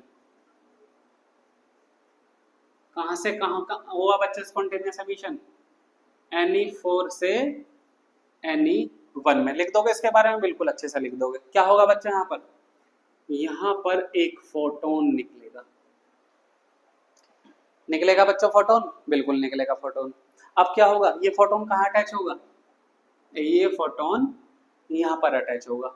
अब ये फोटोन जब यहाँ पर अटैच होगा दूसरे वाले इलेक्ट्रॉन से, तो ये कहाँ जाएगा, अब ये नीचे आना शुरू करेगा। या बच्चों एक काम करो, सही तरीका इसको बनाने का ये है, हमने पूरी स्टेट नहीं बनाई थी। ये जो होगा ना बच्चों, जो पहला इलेक्ट्रॉन देगा ये यहाँ पर ही दे देगा। भाई ग्राउंड में क्यों आएगा, यहाँ पर ही देगा, ये यहाँ पर ही। कहाँ से कहाँ तक होगी हमारी, ये Ne3 से Ne4 से Ne3 में। तो यहाँ पर क्या निकला बच्चों, पहला गिरा स्पॉन्टेनियसली, काम गिरा हुआ Ne3 में। तो क्या दिया बच्चों उसने, एक फोटोन। अब इस एक फोटोन को पकड़ के कहाँ चिपका दिया, ऊपर चिपका दिया। कैसे चिपका रहे हैं बच्चों, क्योंकि पॉपुलेशन इन्वर्जन अचीव हो रहा है। कैसे हो रहा है, क्योंकि 10⁻³ सेकेंड है इसका टाइम, और इतने टाइम में हम पॉपुलेशन इन्वर्जन बहुत आराम से करा देंगे, क्योंकि मेटास्टेबल स्टेट है वो। कुछ बात समझ में आ रही है बच्चों, बिल्कुल बात समझ में आ रही है। कहाँ पर गिर रहे हैं ये नीचे गिर रहे हैं। अब समझो बात ये यहाँ पर आए, यहाँ पर आए, यहाँ पर आए, एक फोटोन इससे ऊपर अटैच हुआ, अब ये नीचे गिरेगा तो 2 फोटोन निकालेगा, 2 फोटोन यहाँ पर अटैच होंगे, जब नीचे गिरेंगे 4 फोटोन निकलेंगे। तो अल्टीमेटली यहाँ पर कितने फोटोन निकलेंगे बच्चों, कितने फोटोन निकले, बहुत सारे, बिलियंस ऑफ फोटोन, क्योंकि बिलियंस ऑफ इलेक्ट्रॉन होंगे यहाँ। तो बच्चों क्या नहीं बन गई लेजर, यहाँ पर बन गई ना बच्चों लेजर, बिल्कुल भी लेजर बन गई बच्चों। किस वेवलेंथ की लेजर यहाँ पर बनती है, 6328 एंगस्ट्रॉम की। किसकी बनती है, 6328 एंगस्ट्रॉम की बच्चों। रूबी लेजर में कौन सी एटम की कौन सी वेवलेंथ की बन रही थी, 6943। क्या वो ज्यादा वेवलेंथ नहीं थी, ये कितनी क्या है, 6328 वेवलेंथ। क्या ये कम नहीं है, क्या ये ज्यादा एनर्जी नहीं रखती होगी, क्योंकि इन्वर्शन नहीं होता बच्चे वेवलेंथ और एनर्जी, ऑब्वियसली ये एनर्जेटिक है। अब समझो बच्चों यहाँ पर टाइम कैसा घट गया, इंपॉर्टेंट तो ये है समझना, भाई टाइम कैसा घट गया है। देखो बच्चों बहुत इंपॉर्टेंट लॉजिक है, और इसका लास्ट का लॉजिक बचा है यहाँ पर। बच्चों ये तो समझ में आ गया ना कैसे लेजर बनी है, लेजर कैसे बनी है। पहला एटम गिरा, स्पॉन्टेनियसली फोटोन निकाला, फोटोन किससे अटैच हुआ, ऊपर। ऊपर क्यों अटैच हो रहा है, क्योंकि नीचे तो इलेक्ट्रॉन ही नहीं है भाई, ऊपर तो अटैच हो गई। ऊपर समझो बच्चों यहाँ पर 100 एटम है, समझो हमने 100 बुझा रखे हैं, लेकिन नीचे कितने हैं, जब तक नीचे कोई नहीं गिरा, जीरो है ही नहीं कुछ, बिल्कुल भी एकदम जीरो है। समझ गए बात। और बच्चा पॉपुलेशन इन्वर्जन कौन कौन सी स्टेट के बीच लेते हैं, हमेशा पॉपुलेशन इन्वर्जन लेते हैं जहां से हमें लेजर मिल रही हो। कहां से मिलती है लेजर, मेटास्टेबल स्टेट से। कहां है इसकी मेटास्टेबल स्टेट, अपर, और उससे जस्ट नीचे वाली स्टेट कौन सी है इसके नीचे वाली स्टेट, ये वाली Ne3। क्या ये बिल्कुल वेकेंट नहीं है, एकदम खाली नहीं पड़ी है, बिल्कुल खाली पड़ी है। तो क्या यहाँ पर पॉपुलेशन इन्वर्जन कभी भी रुक पाएगा, नहीं रुक पाएगा, क्योंकि बच्चों अगर 100 इलेक्ट्रॉन यहाँ पर है तो 100 के 100 तो ही गिरेंगे यहाँ। तो क्या यहाँ पर 101 गिर सकते हैं, कभी भी नहीं। क्या N3 में नंबर ऑफ इलेक्ट्रॉन्स ज्यादा हो सकते हैं N4 से, कभी भी नहीं हो सकते। यानी कि पॉपुलेशन इन्वर्जन कभी भी रुक नहीं सकता। और रुक कहाँ पर रहा था, रूबी लेजर में। क्यों बच्चों पता है, हमने दुश्मनी कहाँ से ले रखी थी, ग्राउंड स्टेट से। क्योंकि पॉपुलेशन इन्वर्जन कहाँ अचीव हो रहा था, मेटास्टेबल स्टेट और ग्राउंड स्टेट के बीच में। किससे ले रखी थी दुश्मनी, थैनोस से ले रखी थी। थैनोस कौन है हमारा, ग्राउंड स्टेट, क्योंकि ग्राउंड स्टेट में ही तो बच्चों सबसे ज्यादा इलेक्ट्रॉन होते हैं, और उससे कंपेयर करा रहे हैं कि उसमें कम करने हैं, ऊपर वाले में ज्यादा करने हैं। तभी तो हमारा बार बार पॉपुलेशन इन्वर्जन टूट रहा था। लेकिन यहाँ पर देखो कितनी कमाल की चीज हुई है, नियोन लेने पर यहाँ पर 4 स्टेट लाई करी, अपर स्टेट ही मेटास्टेबल हो गई, और बीच वाली बिल्कुल वेकेंट मिल गई हमें, जिसका पॉपुलेशन इन्वर्जन कभी नहीं रुकेगा। और अगर पॉपुलेशन इन्वर्जन कभी नहीं रुकेगा तो लेजर कभी भी नहीं रुकेगी, एनर्जी गैप कभी नहीं आएगा, और पावर मिलेगी बहुत हाई, जो कि मिल रही है। देखो 6328 एंगस्ट्रॉम की वेवलेंथ मिल रही है। बच्चों बात समझ में आ गई है, बिल्कुल आ गई होगी। अब प्रोसेस कौन सा लिखोगे, दूसरा, दूसरा लिखोगे तुम स्टिमुलेटेड एमिशन। स्टिमुलेटेड एमिशन कौन सा, कहां सा होगा वो, भाई वो भी सेम टू सेम होगा, लेकिन यहाँ पर क्या लिखोगे, पहले इलेक्ट्रॉन को छोड़कर जितने भी इलेक्ट्रॉन होंगे सारे, वो क्या फॉलो करेंगे, स्टिमुलेटेड एमिशन फॉलो करेंगे। क्योंकि पहला इलेक्ट्रॉन कौन सा गिरा होगा, स्पॉन्टेनियस एमिशन से गिरा होगा। क्यों गिरता है बच्चों स्पॉन्टेनियसली, क्योंकि बच्चों सबसे पहले इलेक्ट्रॉन जो पहुंचा होगा सबसे पहले टाइम उसे ही तो होगा 10⁻⁻3, वो गिर जाएगा, एक फोटोन चाहिए एक्स्ट्रा, वही फोटोन मिल जाएगा। और हमने बहुत सारे इलेक्ट्रॉन ऊपर रख रखे हैं, नीचे कुछ नहीं है, तो फोटोन को टकराने की प्रोबेबिलिटी कहाँ होगी भाई? 100% ऊपर है, ऊपर ही टकराएगा जब नीचे टकराने को है नहीं कुछ। बात समझ में आ रही है सारी? बिल्कुल आ रही होगी बात समझ में बच्चों, रिपीट कर करके देख लेना अगर बात नहीं समझ में आ रही तो। और अगर ज़्यादा तेज हो रही है वीडियो तो कम कर लो, यूट्यूब में तो ये ऑप्शन ही है बच्चों। और अगर ज़्यादा स्लो हो रही है तो तेज कर लो, क्या दिक्कत हो रही है इसमें? बात समझ में आ गई बच्चे? बिल्कुल समझ में आ गई। अगला ट्रांजिशन देखते हैं, तीसरा क्या होगा यहाँ भाई? अब तो हमारा काम हो गया ना, अब तो लेजर बन गई, बाहर में जाए अब कैसे नीचे गिरेंगे, समझ रहे हैं आप? जैसे कि हमने मजदूर से मजदूरी कराई, अपने घर काम कराया, पलस्तर उलस्तर कुछ भी कराया घर पे काम कंस्ट्रक्शन का, 9 से 5 काम करा, अब कैसे भी घर पे जा रहा, हमें क्या मतलब, हमारा तो काम हो गया, यही तो कराते हैं हम, यही तो करते हैं हम। अब वो कैसे लौट के आ रहे हैं नीचे, हमें क्या मतलब, आ जाओ कैसे भी आ जाओ। होता क्या है बच्चे, यहाँ पर देखो क्या होता है। अब ये बच्चे जब नीचे गिरेंगे, सारे एटम नीचे भी गिरेंगे भाई, यहाँ से यहाँ आएंगे, बिल्कुल आएंगे यहाँ से यहाँ। कहाँ से कहाँ आ रहे हैं बच्चे?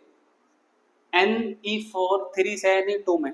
तो बच्चे यहाँ पर भी फोटोन निकालते हैं, लेकिन बच्चों वो फोटोन हमारी विजिबल लेंथ में नहीं होता। अगर फोटोन विजिबल लेंथ में नहीं है, लेजर में काम आएगा? बिल्कुल नहीं, क्योंकि लेजर तो दिखनी चाहिए ना हमें। तो बच्चों इस यहाँ पर कौन सी रेंज के फोटोन निकालता है ये एनर्जी? IR। क्यों निकालता है बच्चों एनर्जी यहाँ पर भी? क्योंकि भाई एक बार बताओ, क्या ऊपर से नीचे गिरा हुआ Ne3 तक, क्या यहाँ तक की सारी एनर्जी रिलीज कर दे? भैया घर ना जाना उसे, Ne1 है उसका घर, ग्राउंड स्टेट, बिल्कुल घर जाना है, तो कुछ एनर्जी स्टोर करके रखता है, वो किस फॉर्म में निकालता है यहाँ पर? IR में, इंफ्रारेड, यानी कि और भी हाई वेवलेंथ का फोटोन निकालता है वो। इंफ्रारेड कौन सा होता है? रेड से भी फार जाना, इंफ्रारेड बोलते हैं हम उसको, रेड से भी आगे। और अगर वेवलेंथ ज्यादा तो एनर्जी कम होगी उसकी, तो एनर्जी कम का फोटोन यहाँ पर निकलता है। तो यानी कि ये वाला प्रोसेस कौन सा हुआ? IR ट्रांजिशन बोलते हैं इसे। कहाँ से कहाँ पर हुआ IR ट्रांजिशन बच्चों? Ne3 से Ne2 में। सिंपल है बच्चों।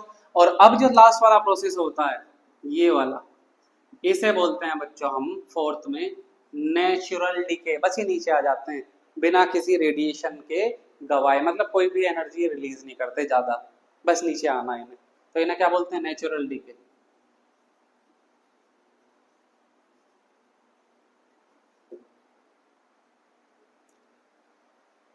सिंपल है बच्चों बात। ये क्या हुआ? IR, ये क्या हुआ? Natural DK.